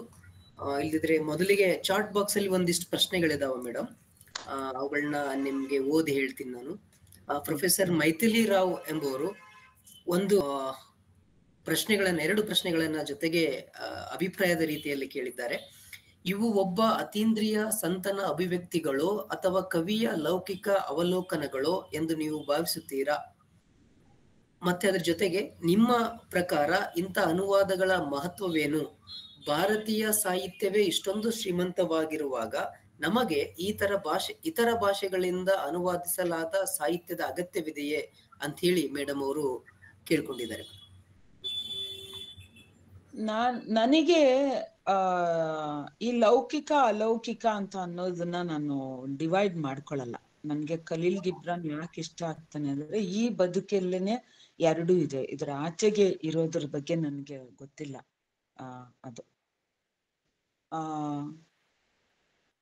ಬದುಕು ಒಂದು ಇದಕ್ಕೆ ಸಿಕ್ಕೋ ಅಂತದಲ್ಲ, ಅದನ್ನ ಪದೇ ಪದೇ ಹುಡ್ಕಾಡ್ತಾ ಇರ್ಬೇಕು. ಆ ಹುಡ್ಕಾಡ್ತಾ ಹೋದಾಗ ಈ ಅನಂತತೆಯೇ ನೀನು ಅನ್ನೋದು ಅರ್ಥ ಆಗುತ್ತೆ. ಬಹುಶಃ ಈ ತರದ ಎಲ್ಲ ಸರ್ಕಸ್ ಅನ್ನ ನಾವು ಮಾಡ್ಕೊಳ್ಬೇಕಾಗಿರುವಂಥದ್ದು ಯಾಕೆ ಹುಡುಕಾಟ ನಡೆಸ್ಬೇಕು ಅಂತಂದ್ರೆ, ಇದು ಏನೋ ಒಂದು ಪ್ರಜ್ಞೆ ಅಂತ ಅನ್ಕೊಂಡಿರೋ ಮನಸ್ಸಿನ ಮೂಲಕ ಈ ಇಡೀ ಲೋಕವನ್ನ ಅಳಿಯಕ್ ಹೋಗ್ತೀವಲ್ಲ ನಮ್ಮ ಸೀಮಿತ ರ್ಯಾಷನಾಲಿಟಿಯ ಮೂಲಕ, ಅದು ಎಲ್ಲಾನು ಎಷ್ಟು ಚಿಕ್ಕದು ಅಂತ ಅನ್ನೋದು ಅರ್ಥ ಆಗ್ತಾ ಹೋಗುತ್ತೆ. ಕೊನೆಗೆ ನನ್ನಲ್ಲಿಗೆ ಬಂದು ನಾನು ನಿಂತ್ಕೊಂಡಾಗ ನಾನು ಈ ಅನಂತತೆಯ ಒಂದು ಭಾಗ ಅಂತ ಭಾವಿಸ್ತೀನಿ. ಆಮೇಲೆ ಹೌದು, ಭಾರತದ ಸಾಹಿತ್ಯ ತುಂಬಾ ಶ್ರೀಮಂತವಾಗಿದೆ. ಶ್ರೀಮಂತವಾಗಿರೋದು ಇಲ್ಲಿವರೆಗೂ ಏನು ಸಾಹಿತ್ಯ ಅಂತ ಬಂದಿದೆಯಲ್ಲ ಅದು ಶ್ರೀಮಂತವಾಗಿದೆ.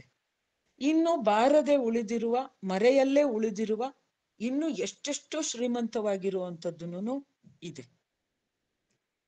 ನನಗೆ ಕೆಲವ್ರು ಜೀವಂತ ಕಾವ್ಯಗಳ ತರ ಬದುಕ್ತಾ ಇರ್ತಾರೆ. ಮೊನ್ನೆ ನಾನು ಮಹಿಳಾ ದಿನಾಚರಣೆಗೆ ಅಂತ ತುಮಕೂರಿಗೆ ಹೋದಾಗ ಅಲ್ಲೊಂದು ಸನ್ಮಾನ ಮಾಡಿದ್ರು. ಒಬ್ಳು ಜಾನಪದ ಗಾಯಕಿಯನ್ನ ಚಿಕ್ಕನಾಯಕನಹಳ್ಳಿಯಿಂದ ಬಂದಿದ್ರು. ಅವರು ಚಿಕ್ಕನಾಯಕನಹಳ್ಳಿ ಹತ್ರ ಒಂದು ಹಳ್ಳಿಯಲ್ಲಿ ಇದಾರೆ. ಅವರು ತುಂಬಾ ಸಣ್ಣ ವಯಸ್ಸಿಗೆ ಒಂದು ಸಣ್ಣ ಮಗು ಇರ್ಬೇಕಾದ್ರೆ ಗಂಡ ತೀರ್ಕೊಂತಾರೆ. ಆಕೆ ನಿರಂತರವಾಗಿ ಹಾಡು ಬಲ್ಲಳು, ಮತ್ತೆ ಆ ಹಾಡಿಗೆ ಕೊನೆನೇ ಇಲ್ಲ. ಮತ್ತೆ ಆ ಹಾಡು ಓಪನ್ ಎಂಡೆಡ್, ಸೇರಿಸ್ಕೊತಾ ಹೋಗ್ಬೋದು. ಅವ್ರಿಗೆ ಮಾತಾಡಿ ಅಂತ ಅಂದಾಗ ನಂಗೆ ಏನು ಮಾತಾಡಕ್ ನಂಗೆ ಬರೋದಿಲ್ಲ, ನಾನು ಏನು ಅಷ್ಟೊಂದು ತಿಳ್ಕೊಂಡಿರೋಳಲ್ಲ, ನನ್ ಸಂಕಟ ನನ್ ದುಃಖನ ನಾನು ಹಾಡು ಮಾಡ್ಕೊಂಡು ನೀಗ್ಕೊಂಡೆ ಅಂತ ಅದ್ಭುತವಾಗಿ ಒಂದೇ ಮಾತು ಹೇಳಿದ್ಲು. ಅವಳಿಗೆ ಮಾತಾಡೋದಕ್ ಬರೋದಿಲ್ಲ, ಓದಕ್ಕೂ ಬರೆಯಕ್ಕೂ ಬರೋದಿಲ್ಲ, ಆದ್ರೆ ಅವಳು ಅದ್ಭುತ ಮೇಧಾವಿ. ಅವಳು ಬದುಕನ್ನ ಮುರಿದು, ಅವಳು ಕಷ್ಟನೆಲ್ಲ ಮುರಿದು ಒಂದು ಕ್ರಿಯೇಟಿವ್ ಸ್ವರೂಪ ಕೊಟ್ಟು ಹಾಡಿದಾಳೆ. ಇಂಥವನು ಬೆಳಕಿಗೆ ಬಂದಿಲ್ಲ, ಬರ್ಬೇಕು. ಎಷ್ಟೋ ಜನ ಅದು ಬರ್ಬೇಕು ಇಂಥವು. ಮತ್ತೆ ಹಂಗೇನೆ ಅಲ್ಲಿಂದ ಯಾಕೆ ಬರ್ಬೇಕು ಅಂತಂದ್ರೆ, ಜಗತ್ತಿನ ಯಾವ ಮೂಲೆಯಿಂದ ತುಂಬಾ ಚೆನ್ನಾಗಿರೋದು ಏನೇನಿದೆಯೋ ಅವು ಎಲ್ಲವೂ ಎಕ್ಸ್ಚೇಂಜ್ ಆಗ್ತಾ ಇರ್ಲಿ ಅಂತ ನಾನು ಬಯಸ್ತೀನಿ. ವಿಶ್ವಮಾನವತೆ ಬಗ್ಗೆ ಕುವೆಂಪು ಅವ್ರು ಹೇಳ್ತಾರೆ, ಈಸ್ಟ್ ಇಂದನೋ ವೆಸ್ಟ್ ಇಂದನೋ ಯಾವುದೇ ಭಾಗದಿಂದ ಏನು ಚೆನ್ನಾಗಿದೆಯೋ, ಚೆನ್ನಾಗಿರೋದು ಅಂತಂದ್ರೆ ನಮ್ ಬದುಕನ್ನು ಹಸನ್ ಮಾಡುವಂಥವು, ನಮ್ಗೊಂದು ಸಾರ್ಥಕ ಅನ್ನೋ ಭಾವ ಕೊಡುವಂಥವು, ಅವು ಎಲ್ಲಿಂದ ಬಂದ್ರು ತಗೋಬೇಕು. ಹಂಗಾಗಿ ನನಗೆ ಗಿಬ್ರಾನು ನನ್ನ ಇಷ್ಟದ ಕವಿ, ನೆರೋಡ ನನ್ನ ಇಷ್ಟದ ಕವಿ. ಸುಮಾರು ಜನ ಮೊನ್ನೆ ಇವ್ರದ್ದು ರಿಲ್ಕನ ಕವಿತೆಗಳನ್ನ ಅನುವಾದ ಮಾಡಿದ್ದಾರೆ ಎಚ್.ಎಸ್. ರಾಘವೇಂದ್ರ ರಾವ್ ಅವರು, ಅದು ಇಷ್ಟವಾಗಿದ್ದು. ಮತ್ತೆ ನಮ್ಮ ಈಡಿಪಸ್ ಮತ್ತು ಅಂತಿಗೊನೆ ನಾಟಕವನ್ನ ಲಂಕೇಶ್ರು ಅನುವಾದ ಮಾಡಿದ್ರು, ಅದು ತುಂಬಾ ಅದ್ಭುತವಾಗಿತ್ತು. ಅದು ನಂಗೆ ಅದನ್ನ ಓದ್ತಿದ್ರೆ ಅದು ಯಾವ್ದೋ ಗ್ರೀಕಿನ ಕತೆ ಅಂತ ಅನ್ನಿಸ್ಲಿಲ್ಲ. ಲೋಕದಲ್ಲಿ ಎಲ್ರೂ ಮನುಷ್ಯರೇ ಅಲ್ಲ ಇರೋದು. ಈ ಮನುಷ್ಯರು ಅಂತ ಅಂದ್ಮೇಲೆ ಹೃದಯ, ಎಲ್ಲ ಅಂಗಾಂಗಗಳು, ಮನಸ್ಸು ಎಲ್ಲವೂ ಇದಾವೆ. ಇದಕ್ ದುಃಖ ಇದೆ, ಸಂಕಟ ಇದೆ, ಸಂತೋಷ ಇದೆ, ಸುಖ ಇದೆ, ಎಲ್ಲವೂ ಇದೆ. ಆದ್ರೆ ಅದು ಒಂದೇ ತರ ಅಂತ ಅನ್ನಿಸ್ಲೂಬಹುದು. ಆದ್ರೆ ಆಯಾ ಸಂಸ್ಕೃತಿ, ಆಯಾ ಭೌಗೋಳಿಕತೆಯನ್ನ ಪಡ್ಕೊಂಡು ಜೊತೆನಲ್ಲಿ ಬೆಸ್ಕೊಂಡಾಗ ಅದು ಎಂತೆಂತ ರೂಪನ್ ತಾಳುತ್ತಲ್ಲ, ಆ ರೂಪ ಎಲ್ಲ ನಮಗೆ ಗೊತ್ತಾಗೋದು ತಪ್ಪು ಅಂತ ನಂಗೆ ಅನ್ಸೋದಿಲ್ಲ. ಹಂಗೇನೆ ನಮ್ ಕನ್ನಡದ್ದು ಬೇರೆ ಭಾಷೆಗೆ ಹೋಗ್ಬೇಕು. ನಂಗೆ ಬೇರೆ ಸ್ಟೇಟ್ಗಳಿಗೆಲ್ಲ ಹೋದಾಗ ಹೆಚ್ಚಿನ ಜನರದ್ದು ಕನ್ನಡದ್ದು ಪರಿಚಯನೇ ಇಲ್ಲ. ನನ್ಗೆ ಅಯ್ಯೋ ಈ ಪದ್ಯ ಇವ್ರಿಗೆ ಗೊತ್ತಾಗ್ಬೇಕಾಗಿತ್ತು, ಈ ಪದ್ಯ ಇದು ಚೆನ್ನಾಗಿ ಅಂದ್ರೆ ಅಲ್ಲಿದೇನೋ ಪದ್ಯನ್ ಕೇಳಿದಾಗ, ಅಲ್ಲಿದೇನೋ ಒಂದ್ ಕಥೆಯನ್ನ ಕೇಳಿದಾಗ ನಂಗೆ ಪದೇ ಪದೇ ಹಂಗ ಅನ್ಸ್ತಾ ಇರುತ್ತೆ. ಆ ಥರದೊಂದು ಎಕ್ಸ್ಚೇಂಜ್ಗೆ ಅನುವಾದ ಒಂದು ಸಹಾಯ ಮಾಡುತ್ತೆ.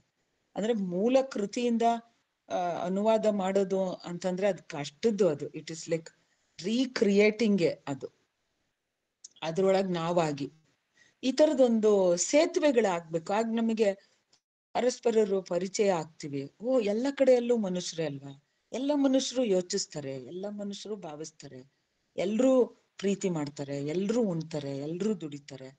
ಆಗ ನಾವು ಪರಸ್ಪರ ಪರಿಚಯ ಆಗುತ್ತೆ ನಮ್ಗೆ ಅಂತ ಅನ್ಸುತ್ತೆ ನನ್ಗೆ. Thank you madam. ಕೇಳಿದವರು ಪ್ರೊಫೆಸರ್ ಮೈಥಿಲಿ ರಾವ್ ಮೇಡಮ್ ಕೂಡ ಅನುವಾದಕರು ಮೇಡಮ್. ಅವರು ಕನ್ನಡದಿಂದ ಹಿಂದಿಗೆ, ಹಿಂದಿಯಿಂದ ಕನ್ನಡಕ್ಕೆ ಅನೇಕ ಕೃತಿಗಳನ್ನ ವೆರಿ ನೈಸ್. ಅವರು very deeply observation, highly metaphorical, excellent presentation ಅಂತ ಕೂಡ ಒಂದು ಕೊನೆಗೆ ಮೆಸೇಜ್ ಹಾಕಿದ್ದಾರೆ ಮೇಡಮ್. ಇನ್ನೊಬ್ಬರದು ಪ್ರಶ್ನೆಯನ್ನ ನಾವು ಎತ್ಕೊಳ್ಬಹುದು ಮೇಡಮ್. ಎಚ್ ರಾಠೋಡ್ ಶಿಕ್ಷಕರು ಮೇಡಮ್, ನಿರ್ವಾಣ ಸ್ಥಿತಿಯ ಅವಲೋಕನದಲ್ಲಿ ಆತ್ಮಕ್ಕೆ ದೇಹ ಮನೆಯೋ ದೇಹಕ್ಕೆ ಆತ್ಮ ಮನೆಯೋ ಅಂತ ಹೇಳಿ ಒಂದು, ಇನ್ನೊಂದು ಪ್ರವಾದಿಗೂ ಮತ್ತು ಸಂತನಿಗೂ ಇರುವ ವ್ಯತ್ಯಾಸವೇನು ಅಂತ ಹೇಳಿ ಅಂದಿದ್ದಾರೆ ಮೇಡಮ್. ನಿಮ್ದು ವಿಡಿಯೋ ಮ್ಯೂಟ್ ಆಗಿದೆ ಮೇಡಮ್, ಸ್ವಲ್ಪ ಅನ್ಮ್ಯೂಟ್ ಮಾಡ್ಕೊಂಡ್ರೆ ಚೆನ್ನಾಗುತ್ತೆ.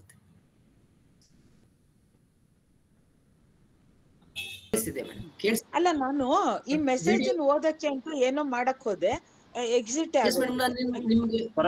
ಹೇಳ್ತೀನಿ ಮೇಡಮ್. ನೀವು ಆಯ್ತು ವಿಡಿಯೋ ನಾನ್ ನೋಡ್ಬೇಕು ಅಂದ್ರೆ ಎಲ್ಲೋಗ್ ನೋಡ್ಬೇಕು ಅದನ್ನ ಮೆಸೇಜ್? ಇಲ್ಲ, ನಾನು ಓದಿ ಹೇಳ್ತೀನಿ ಮೇಡಮ್ ಒಂದೊಂದೊಂದು. ಬಟ್ ನೀವು ಅದ್ ಮೊಬೈಲ್ ಅಲ್ಲಿ ಇದ್ ಮಾಡಕ್ ಹೋದ್ರೆ ನಿಮ್ದು ವಿಡಿಯೋನು ಹೋಗ್ಬಿಡುತ್ತೆ, ಆಡಿಯೋನು ಹೋಗ್ಬಿಡುತ್ತೆ ಮೇಡಮ್. ಸೊ ಹೌದು, ನಂಗೊಂಚೂರು ಸ್ಕ್ರೀನ್ ಮೇಲೂ ಬರ್ಸು ಅದನ್ನ. ಓಕೆ, ಹೇಳಿ ಇವಾಗ. ಓದ್ಲ ಮೇಡಮ್. ಅವರು ರಾಠೋಡ್ ಎನ್ನುವರು, ನಿರ್ವಾಣ ಸ್ಥಿತಿಯ ಅವಲೋಕನದಲ್ಲಿ ಆತ್ಮಕ್ಕೆ ದೇಹ ಮನೆಯೋ ದೇಹಕ್ಕೆ ಆತ್ಮ ಮನೆಯೋ ಅಂತ ಹೇಳಿ ಒಂದು ಪ್ರಶ್ನೆ, ಮತ್ತೆ ಪ್ರವಾದಿಗೂ ಮತ್ತು ಸಂತನಿಗೂ ಇರುವ ವ್ಯತ್ಯಾಸವೇನು ಅಂತ ಹೇಳಿ ಇನ್ನೊಂದು ಪ್ರಶ್ನೆಯನ್ನ ಕೇಳಿದರು. ಆತ್ಮಕ್ಕೆ ವಿಡಿಯೋ ಆನ್ ಆಗಿಲ್ಲ ಮೇಡಮ್, ದಯವಿಟ್ಟು. ಓಕೆ, ಇದು ಯಾಕೆ ವಿಡಿಯೋನ? Okay madam, okay. ಪ್ರಶ್ನೆ ಬಂತು ಅಂತಂದ್ರೆ ನಾನು ಒಂದ್ ಸ್ವಲ್ಪ ಓದೋದು ಅಳವಡಿಸ್ಕೊಂಡಿರೋದು ಬುದ್ಧನ ಬಗ್ಗೆ. ಬುದ್ಧ ಆತ್ಮದ ಬಗ್ಗೆ ಏನು ಮಾತಾಡಲ್ಲ, ಇದ್ರ ಬಗ್ಗೆನೂ ದೇವ್ರ ಬಗ್ಗೆನೂ ಮಾತಾಡೋದಿಲ್ಲ. ನಂಗನ್ಸೋದು ಈ ಕಾಯದ ಒಳಗಡೆನೆ ಎಲ್ಲವೂ ಇದೆ ಅಂತ. ಈ ದೇಹ ಮನಸ್ಸು ಅನ್ನೋದು ಏನಿದೆಯಲ್ಲ, ಇದ್ರೊಳಗಡೆನೆ ಎಲ್ಲವೂನು ಇದೆ. ಮತ್ತೆ ಇದೇನೆಯ ಈ ಇಡೀ ಬ್ರಹ್ಮಾಂಡದ ಒಂದು ರೆಪ್ಲಿಕಾ ಇದು. ಅದನ್ನೇ, ಈ ಹುಡುಕಾಟನೇ ನಾನು ಆಧ್ಯಾತ್ಮ ಅಂತ ಅನ್ಕೊಂಡಿದ್ದೀನಿ. ಅಂದ್ರೆ ಇನ್ನೇನೋ ಇರಬಹುದು ಎನ್ನುವ ಹುಡುಕಾಟಕ್ಕಿಂತ ನನ್ನೊಳಗೆ ನನ್ನನ್ನ ನೋಡಿಕೊಳ್ಳೋದೇನೆ ಆಧ್ಯಾತ್ಮಿಕ ಹುಡುಕಾಟ ಅಂತ ಭಾವಿಸಿದ್ದೀನಿ. ಈ ಹುಡುಕಾಟ ಈ ಹುಡುಕಾಟದಲ್ಲಿ ಈ ಇಡೀ ಭೂಮಂಡಲ ಏನಿದೆಯಲ್ಲ, ನೀನು ಅದೇ ನೀನು ಅನ್ನೋದು ತುಂಬಾ ಚೆನ್ನಾಗಿ ಅರ್ಥ ಆಗುತ್ತೆ ಅಂತ ನಾನು ಭಾವಿಸಿದ್ದೀನಿ. ಯಾಕಂದ್ರೆ ಈ ದೇಹ ಸುಮ್ನೆ ಅಲ್ಲ, ಇದೊಂದು ದೊಡ್ಡ ವಿಸ್ಮಯ. ಭೂಮಂಡಲದಷ್ಟೇ ವಿಸ್ಮಯ ಆಗಿರೋದು.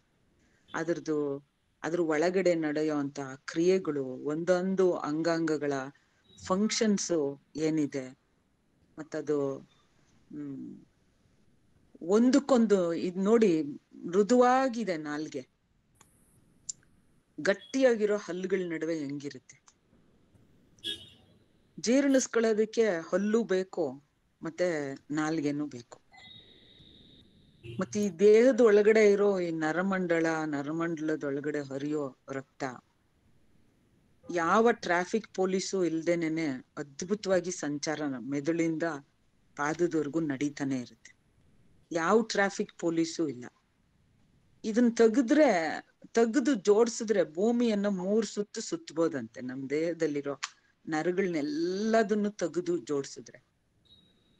ನನ್ಗೆ ಸಿಕ್ಕಿರೋದು, ದಕ್ಕಿರೋದು, ಅರ್ಥ ಆಗಿರೋದು ಇಷ್ಟೇ. ಓಹೋ, ಇದು ಏನು ಭೂಮಂಡಲ ಇದೆಯೋ, ಈ ಭೂಮಂಡಲದ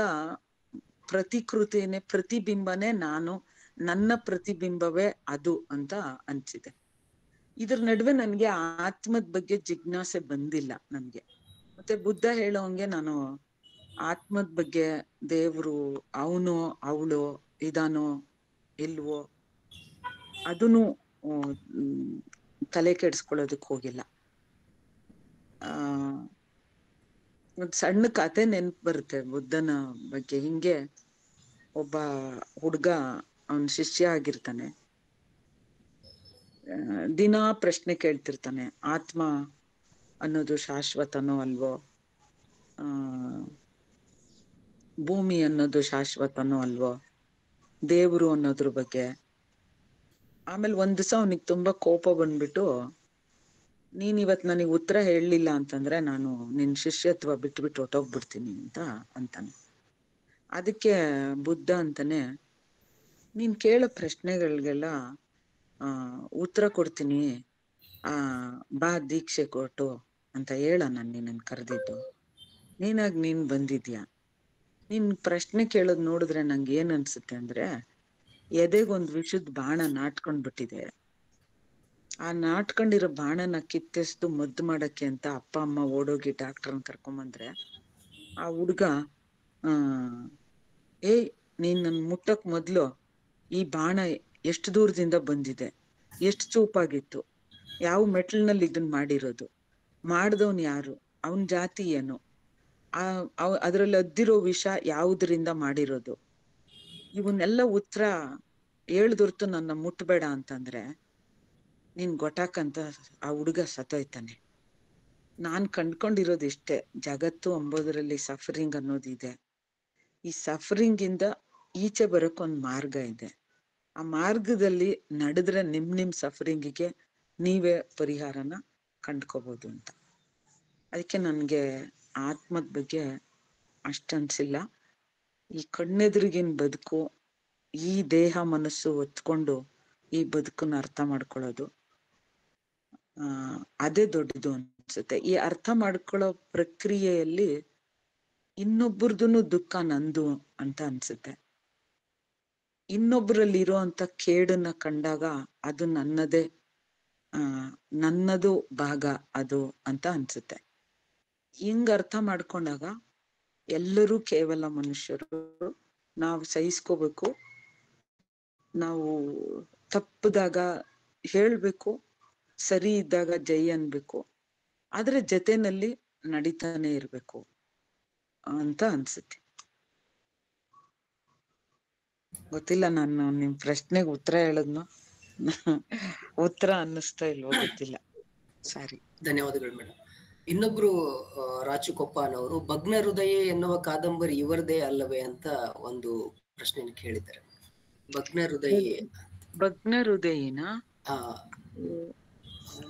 ಅಲ್ಲ, ಗೊತ್ತಿಲ್ಲ. ಇನ್ನೊಬ್ರು ದಸ್ತಗಿರಿ ನಡಾಫ್ ಅನ್ನೋರು ಮೇಡಮ್, ಖಲೀಲ್ ಗಿಬ್ರಾನ್ ಯಾವ ಪ್ರವಾದಿಯನ್ನ ಅಡ್ರೆಸ್ ಮಾಡಿ ಈ ಕವಿತೆ ಬರ್ದಿರಬಹುದು ಅಂತ ಕೇಳ್ತಾ ಇದ್ದಾರೆ. ಆಕ್ಚುಲಿ ನಂಗನ್ಸೋದು ಬಹುಶಃ ಅವನ ಆಲ್ಟರ್ ಈಗೋ ಅಂತಾನೆ ಅನ್ಸುತ್ತೆ. ಅಂದ್ರೆ ನಾವ್ ಎಲ್ಲರೂನುವೆ, ಬಹುಶಃ ಎಲ್ಲಾ ಲೇಖಕರಿಗೂನುವೆ ಒಂದು ರಿಫೈನ್ಡ್ ವ್ಯಕ್ತಿಯ ಒಂದು ಹುಡುಕಾಟ ಎಲ್ಲರಲ್ಲೂ ಇದೆ. ಯಾರು ಎಲ್ಲಾ ಕೆಡುಕನ್ನು ಬಿಟ್ಟು ಒಂದು ಸುಂದರವಾದ ಜೀವಿಯ ಹುಡುಕಾಟ ಎಲ್ಲರಲ್ಲೂ ಇರುತ್ತಲ್ವಾ. ಅದು ಟಾಲ್ಸ್ಟಾಯು ಹುಡುಕದ ಅಂತದನ್ನ, ಕುವೆಂಪು ಅವರಲ್ಲೂ ಒಂದು ವ್ಯಕ್ತಿ ಅಂತ ಹುಡುಕಿದ್ದು. ಆ ತರ ಇವನು ನಡೆಸಿದ ಹುಡುಕಾಟ, ಅದಕ್ಕೆ ಪ್ರವಾದಿ ಅಂತ ಇಟ್ಟ. ಮತ್ತೆ ಈ ಪ್ರವಾದಿಗಳೆಲ್ಲರೂನುವೆ ಒಂಥರ ಲೋಕ ಕಲ್ಯಾಣಕ್ಕೆ ಹೊಡೆದಾಡ್ದಂಥವ್ರು. ಅವ್ರು ಯಾವತ್ತೂನುವೆ ನನ್ ದುಃಖ ಮಾತ್ರ ನನಗ್ ಮುಖ್ಯ ಅಂತ ಭಾವಿಸ್ತವ್ರಲ್ಲ. ಹಂಗಾಗಿ ಅದಕ್ಕೆ ಪ್ರವಾದಿ ಅಂತ ಹೆಸರು ಕೊಟ್ಟ. ಮತ್ತೆ ಅವನ್ ಜೀಸಸ್ ಬಗ್ಗೆನೂ ಬರೆಯೋದನ್ನುವೆ ಅವನು ಮಾನವನ ಮಗ ಅಂತ ಬರೀತಾನೆ.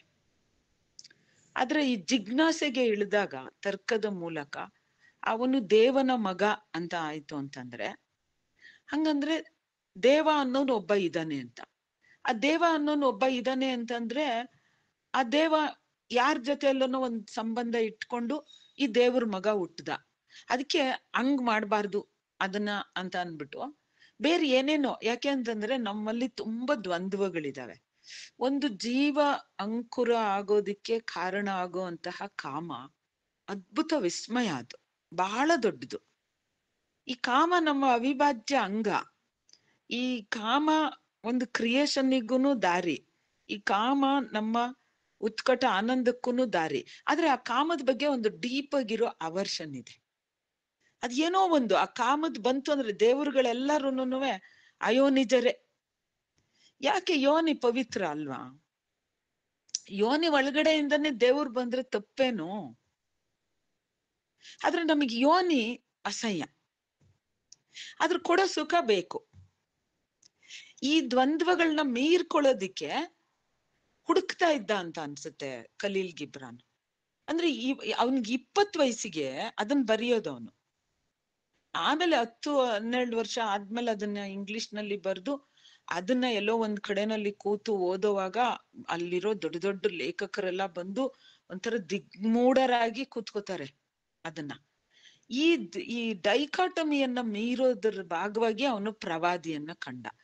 ಮತ್ತೆ ಪ್ರವಾದಿ, ಸಂತ ಇವೆಲ್ಲ ಬೇರೆ ಬೇರೆ ರೂಪ ಅಷ್ಟೇ ಅಂತ ಭಾವಿಸ್ತೀನಿ. ಅದ್ರ ಒಳಗಡೆ ಇರೋ ಸತ್ವ ಒಂದನೆ. ನಾವು ಸಂತ ಅಂತೀವಿ, ಪ್ರವಾದಿ ಅಂತೀವಿ, ಋಷಿಗಳು ಅಂತೀವಿ, ಮುನಿಗಳು ಅಂತೀವಿ.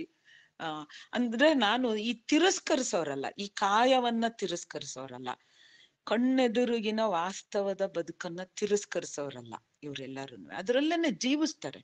ಜೀಸಸ್ ಅವ್ರ ಒಳಗಡೆ ಇದ್ದ, ಜನರೊಟ್ಟಿಗೆ ಇದ್ದ, ಜನರ ಸಂಕಟಕ್ಕೆ ಸ್ಪಂದಿಸ್ತಾ ಇದ್ದ.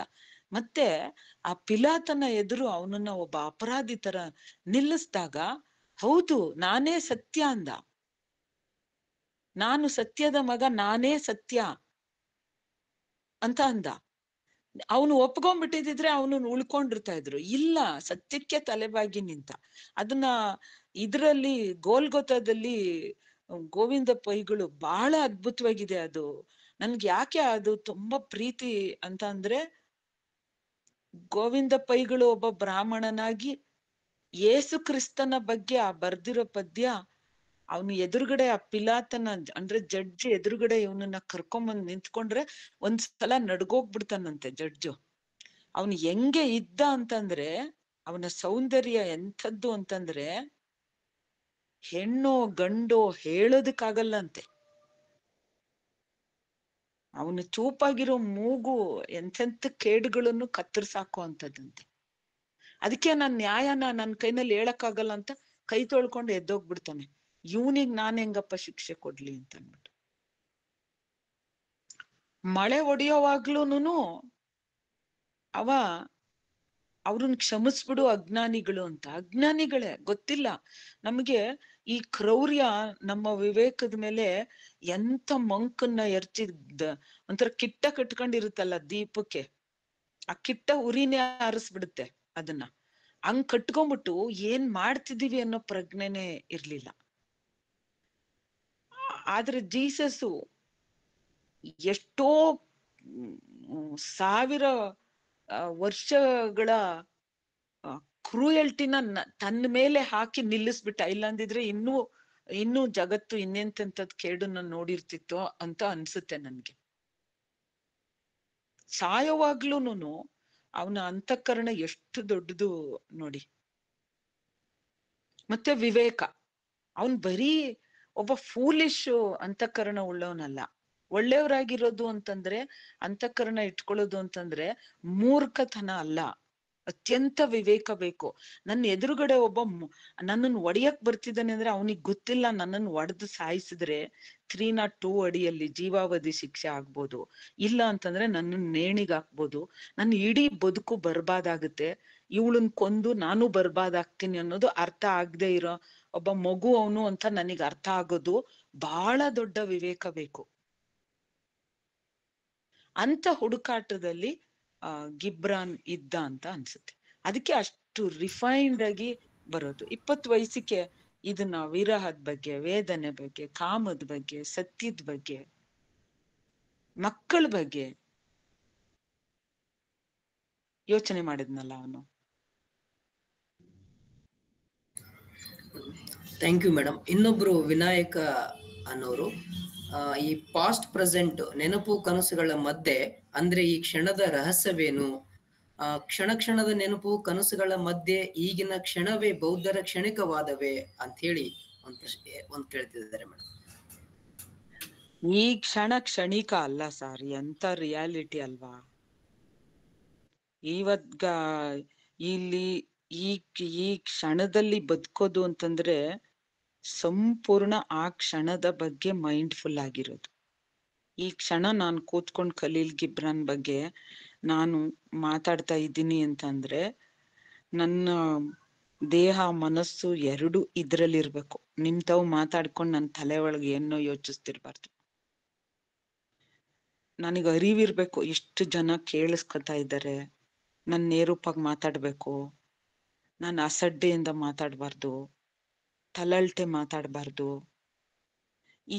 ಹಿಂಗೆ ಈ ಕ್ಷಣದಲ್ಲಿ ಜೀವಿಸ್ತಾ ಇರ್ತೀನಿ ಅಂತ ಅನ್ನೋದು ಅಂತಂದ್ರೆ ಬೀಯಿಂಗ್ ಮೈಂಡ್ಫುಲ್.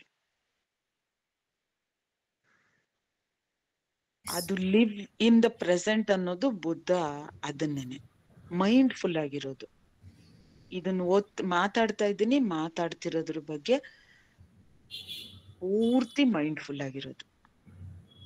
ಮಾತಾಡ್ತಿರ್ಬೇಕಾದ್ರೆ ನನ್ನ ದೇಹದಲ್ಲಿ ಏನಾಗ್ತಾ ಇರುತ್ತೆ, ನನ್ನ ತಲೆ ಒಳಗಡೆ ಮೂಡೋದೇನು, ಇಡೀ ದೇಹದಲ್ಲಿ ಏನೇನೋ ಬದಲಾವಣೆಗಳಾಗ್ತಾನೆ ಇರುತ್ತೆ. ನಾನು ಇಲ್ಲೇ ಇದ್ದು ಮಾತಾಡ್ಬೇಕು. ಇದು ನಾವು ಆ ಪಾಸ್ಟಿನ ಕಂಟಿನ್ಯೂಷನ್, ನಮ್ಮ ಮಕ್ಕಳು ನಮ್ಮ ಕಂಟಿನ್ಯೂಷನ್. ಅವಾಗ ನಾವು ಒಂದ್ ಮಾಡ್ಕೊಂಡಿದೀವಿ, ಭವಿಷ್ಯ ಕಾಲ, ಭೂತಕಾಲ, ವರ್ತಮಾನ ಅಂತ. ಕಾಲ ಅನಂತ. ಬರೀ ನಮ್ಮ ಸೌರಮಂಡಲ ಮಾತ್ರ ಇತ್ತು ಅಂತ ಅನ್ಕೊಂಡಿದ್ವಿ. ಆಮೇಲೆ ನೋಡಿದ್ರೆ ಎಷ್ಟೋ ಕೋಟಿ ಸೌರಮಂಡಲ ಅವಂತೆ. ನಮ್ ಭೂಮಿಗೆ 365 ದಿವಸ ಬೇಕು ಅಂತಂದ್ರೆ ಸೂರ್ಯನ್ ಸುತ್ತಕ್ಕೆ, ಫ್ಲೂಟೋಗೆ ಕಡಿಮೆ ದಿನ ಬೇಕು, ಜೂಪಿಟರ್ಗೆ. ಈಗಿಲ್ಲಿ ಸುನೀತಾ ವಿಲಿಯಮ್ಸ್ ಹೋಗಿ ಅಲ್ಲಿದ್ಲು, ಅಲ್ಲಿ ನಿನ್ ವೆಯ್ಟೇ ಬೇರೆ ಆಗೋಗುತ್ತಲ್ಲ. ಇದನ್ನ ದಾಟ್ಬಿಟ್ರೆ, ಇಲ್ಲಿಯ ಗುರುತ್ವಾಕರ್ಷಣನ ದಾಟ್ಬಿಟ್ರೆ ನಿನ್ ವೆಯ್ಟೇ ಬೇರೆ. ಯಾವ್ದನ್ ಪರ್ಮನೆಂಟ್ ಅನ್ಕಂತೀಯ?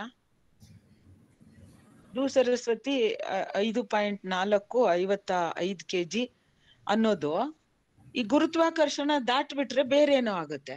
ಅವಾಗ ಈ ವೆಯ್ಟ್ಗೆ ಏನ್ ಅರ್ಥ ಇದೆ?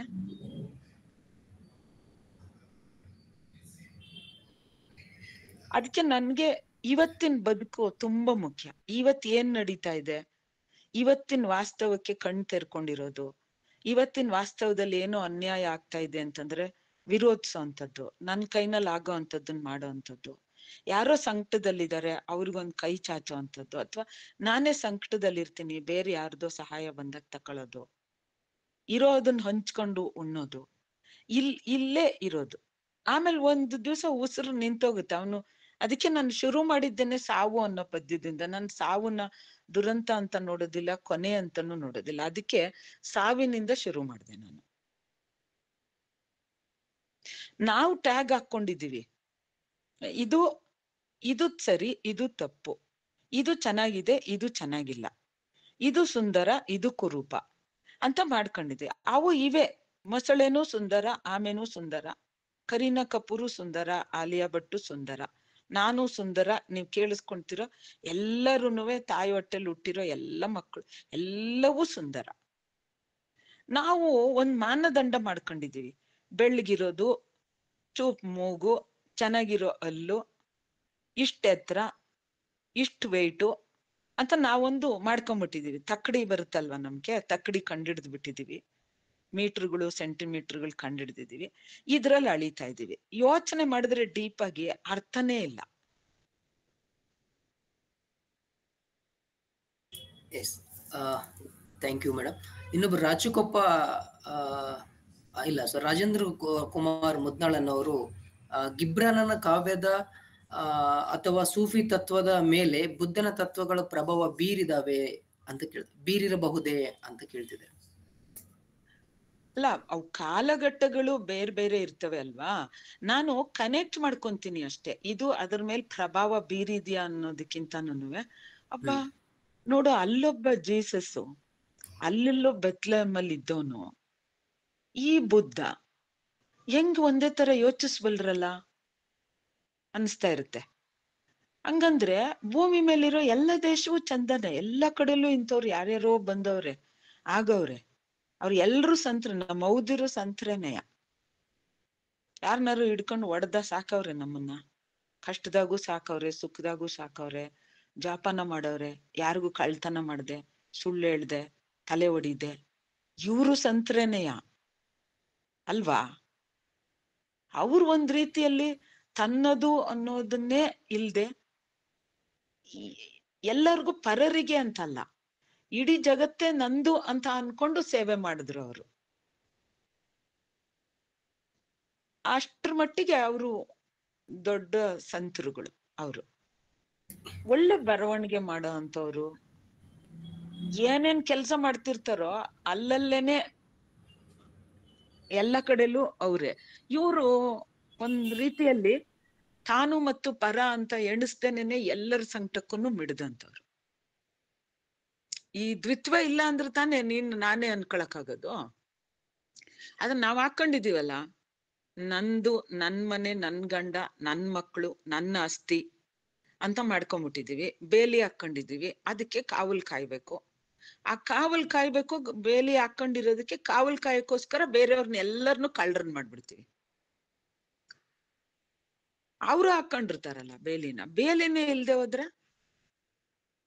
ಈಗ ಆದಿವಾಸಿಗಳಿಗೆ ಪ್ರೈವೇಟ್ ಪ್ರಾಪರ್ಟಿಯ ಕಾನ್ಸೆಪ್ಟೇ ಇಲ್ಲ.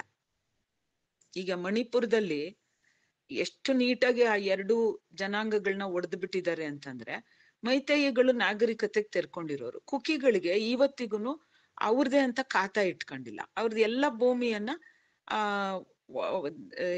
ಏನು ಹಳ್ಳಿಯ ಮುಖ್ಯಸ್ಥನ ಹೆಸರಿನಲ್ಲಿ ಇರುತ್ತೆ. ಅವ್ರಿಗೆ ಬೇಕಾಗಿರಂಗ್ ಮನೆಯಲ್ಲಿ 2 ಮಕ್ಕಳವೆ, ಇಷ್ಟಗ್ಲ ಜಾಗ ಉಳ್ಮೆ ಮಾಡ್ತಾರೆ. 4 ಜನ ಇದ್ರಿ ಇಷ್ಟು. ಆಮೇಲೆ ಮಕ್ಕಳು ದೊಡ್ಡವಾಗ್ತಿದ್ದಂಗೆ ಇನ್ನೊಂದು. ಅವ್ರು ಓನೇ ಮಾಡೋದಿಲ್ಲ, ಬೆಳ್ಕಂತಾರೆ. ಮತ್ತೆ ಒಂದೇ ಕಡೆ ಬೆಳೆಯಲ್ಲ, ಶಿಫ್ಟಿಂಗ್ ಕಲ್ಚರು. ಅವ್ರಿಗೆ ನಮ್ ತರದ ಸಮಸ್ಯೆನೇ ಇಲ್ಲ.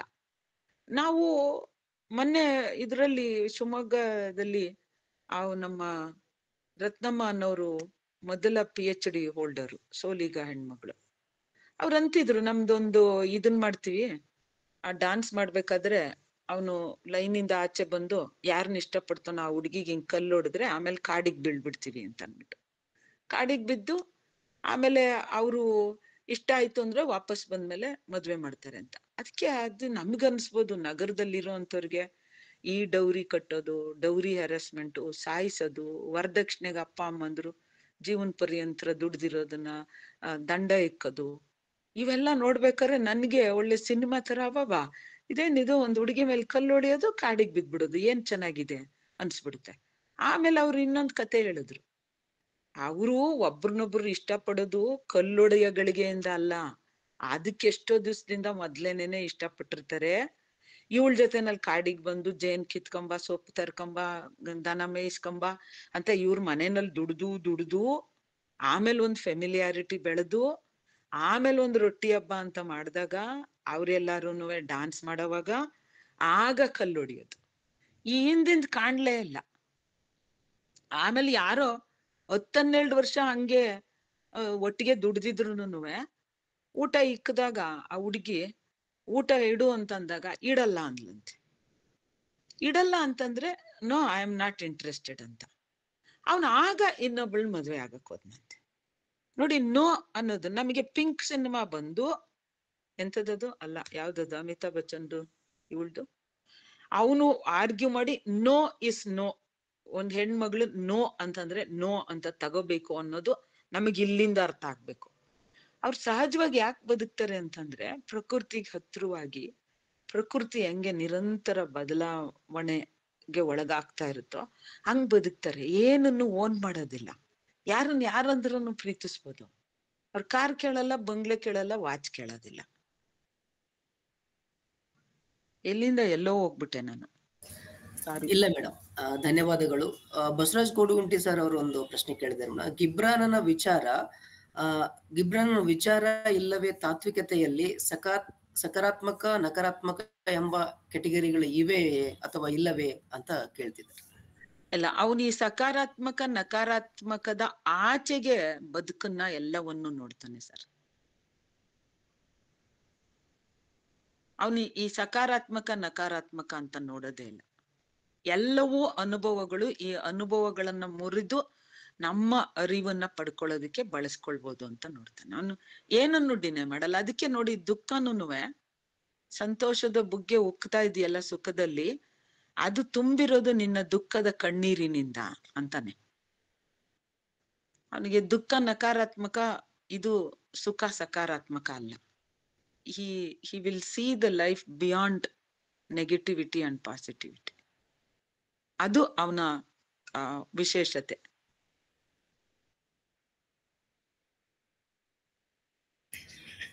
Thank you madam. ಇನ್ನೊಬ್ರು ರಾಜು ಕೊಪ್ಪ ಅನ್ನೋರು ಇನ್ನೊಂದು ಪ್ರಶ್ನೆಯನ್ನು ಕೇಳ್ತಾರೆ ಮೇಡಮ್. ಅನಂತತೆಯ ಒಂದು ಭಾಗ ನಾವು ಎಂದು ಅರ್ಥೈಸಿಕೊಂಡಾಗ ಈ ಕಿಲಾಪ ಅಂದ್ರೆ ತಕರಾರು ಗೊಂದಲ ಇರೋದಿಲ್ಲ ಅಲ್ವೇ ಅಂತ ಹೇಳಿ ಕೇಳ್ತಿದ್ದಾರೆ. ಹೌದು ಸರ್, ಹೌದು.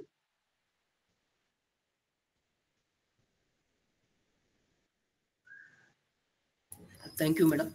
ಚಾಟ್ ಬಾಕ್ಸ್ ಅಲ್ಲಿ ಇಲ್ಲಿವರೆಗೆ ಮುಗಿದು ಕೊನೆಯದಾಗಿ ಒಂದು 3-4 ಪ್ರಶ್ನೆಗಳು ಕೇಳೋದಕ್ಕೆ ಅವಕಾಶ ಇದೆ. ಟೈಮ್ ಸಮಯ ಮಿತಿಯಿಂದ ಯಾರಾದ್ರೂ ಓಪನ್ ಆಗಿ ಕೇಳ್ಬಹುದು ನೇರವಾಗಿ ಮೇಡಮ್ ಅವ್ರಿಗೆ.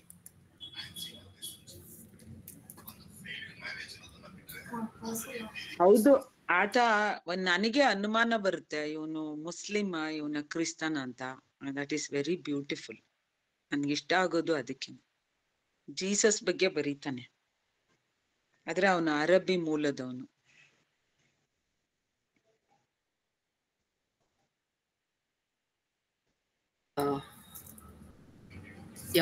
ಯಾರ್ದು ಪ್ರಶ್ನೆ ಇಲ್ಲ ಅನ್ನೋದಾದ್ರೆ ಮುಗಿಸ್ಬೋದು. ಕೆಲವೊಬ್ರು ತಮ್ಮ ಅನಿಸಿಕೆಗಳನ್ನ ಹಂಚ್ಕೊಂಡಿದ್ದಾರೆ ಮೇಡಮ್. ನಿಮ್ಮ ಉಪನ್ಯಾಸ ಬಹಳ ತುಂಬಾ ಚೆನ್ನಾಗಿತ್ತು, ಡೆಪ್ತ್ ಇತ್ತು ಅಂತೆಲ್ಲ ಧನ್ಯವಾದಗಳನ್ನು ಕೂಡ ಹೇಳಿದ್ದಾರೆ. ಕೊನೆಯದಾಗಿ ನನಗೆ ಇನ್ನೊಂದೇ ಒಂದು ವಿಷಯ ಹೇಳ್ಬೇಕಾಗಿತ್ತು. ಅದೇನು ಅಂತಂದ್ರೆ, ನಮ್ಗೆ ಶ್ರೇಯಸ್ ಅಂತ ಒಬ್ಬ ಕಿರಿಯ ಸ್ನೇಹಿತ ಇದ್ದಾನೆ, US ನಲ್ಲಿ ಟೀಚ್ ಮಾಡ್ತಾನೆ. ನಮ್ದು ಒಟ್ಟಿಗೆ ಮ್ಯಾನ್ಯಲ್ ಸ್ಕ್ಯಾವೆಂಜಿಂಗ್ ಬಗ್ಗೆ ಅದು PhD ಇದ್ದಿದ್ದು, ಒಟ್ಟಿಗೆ ಕೆಲಸ ಮಾಡ್ತೀವಿ ನಾವು. ಒಂದ್ ವೆಬ್ಸೈಟಿಗೂ ಕೆಲಸ ಮಾಡಿದ್ದೀವಿ. ಶ್ರೇಯಸ್ನ ಅವನ ಫ್ರೆಂಡು ಒಬ್ಬ ಲೆಬನಾನಿಗೆ ಕರೆದಿದ್ದ. ಭಾರತಕ್ಕೆ ಬಂದು ಲೆಬನಾನಿಗೆ ಹೋದ ಶ್ರೇಯಸ್ಸು. ಅವನನ್ನ ಕರೆದವನು ಇದು ಯಾವ್ದೋ ಒಂದು ಗಿಬ್ರಾನಿನ ಮೂಲದವನು. ಅವನು ಗಿಬ್ರಾನ್ನ ಅದೊಂದು ಆ ಮೂಲಕ್ಕೆ ಸಂಬಂಧಪಟ್ಟಿರೋ ಹುಡುಗ ಅವನು.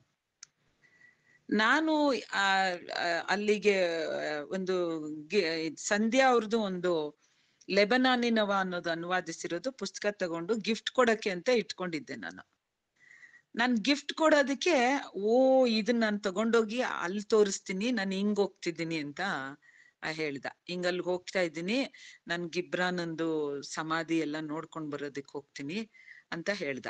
ಅದು ಒಂದು ನನ್ಗೊಂಥರ ತುಂಬಾ ತುಂಬಾ ಸಂತೋಷ ಆಗೋಯ್ತು ನನ್ಗೆ. ಈ ಖಲೀಲ್ ಗಿಬ್ರಾನ್ ಪುಸ್ತಕ ತಕೊಂಡಿದ್ದು, ಅದನ್ ಕೊಡೋ ಹೊತ್ತಿಗೆ ಈ ಹುಡುಗ ಲೆಬನಾನಿಗೆ ಹೋಗ್ಬೇಕಾಗಿದ್ದು, ಆ ಲೆಬನಾನ್ ಅಲ್ಲಿ ಭೇಟಿ ಆಗ್ಬೇಕಾಗಿರೋನು ಎಲ್ಲೋ ಒಂದ್ ದೂರದಲ್ಲಿ ಖಲೀಲ್ ಗಿಬ್ರಾನಿಗೆ ಸಂಬಂಧಪಟ್ಟವನು. ಅದೆಲ್ಲ ಇವು ನೋಡಿ, ಎಲ್ಲರೂ ಈ ಅನಂತತೆಯಲ್ಲಿ ನಾವೆಲ್ಲರೂ ಕೊಂಡಿಗಳು. ಗಡಿ ಹಾಕೊಂಬಿಟ್ಟು ಬಾವುಟ ಹಾಕೊಂಬಿಟ್ಟು ನಾವ್ ಇವ್ರು ನೀವ್ ಅವ್ರು ಅಂತ ಅನ್ಕೊಂಡ್ ಹೊಡಿತೀವಲ್ಲ, ಎಲ್ಲ ಭೂಮಿ ತಾಯಿ ಮಕ್ಕಳು ಅನ್ನೋದಕ್ಕೆ ಇದೊಂದು ಹೇಳ್ಬೇಕು ಅಂತ ಅನ್ನಿಸ್ತು ನಿಮ್ಮ ಹತ್ರ. ಧನ್ಯವಾದಗಳು ಮೇಡಮ್. ಯಾರ್ದು ಕೊನೆಯದಾಗಿ ಪ್ರಶ್ನೆ ಇಲ್ಲ ಅಂತ ಹೇಳಿ ನಾನು ಭಾವಿಸ್ತೀನಿ. ಕೊನೆಯದಾಗಿ ನಾವು ಮುಕ್ತಾಯದ ಹಂತದಲ್ಲಿದ್ದೇವೆ.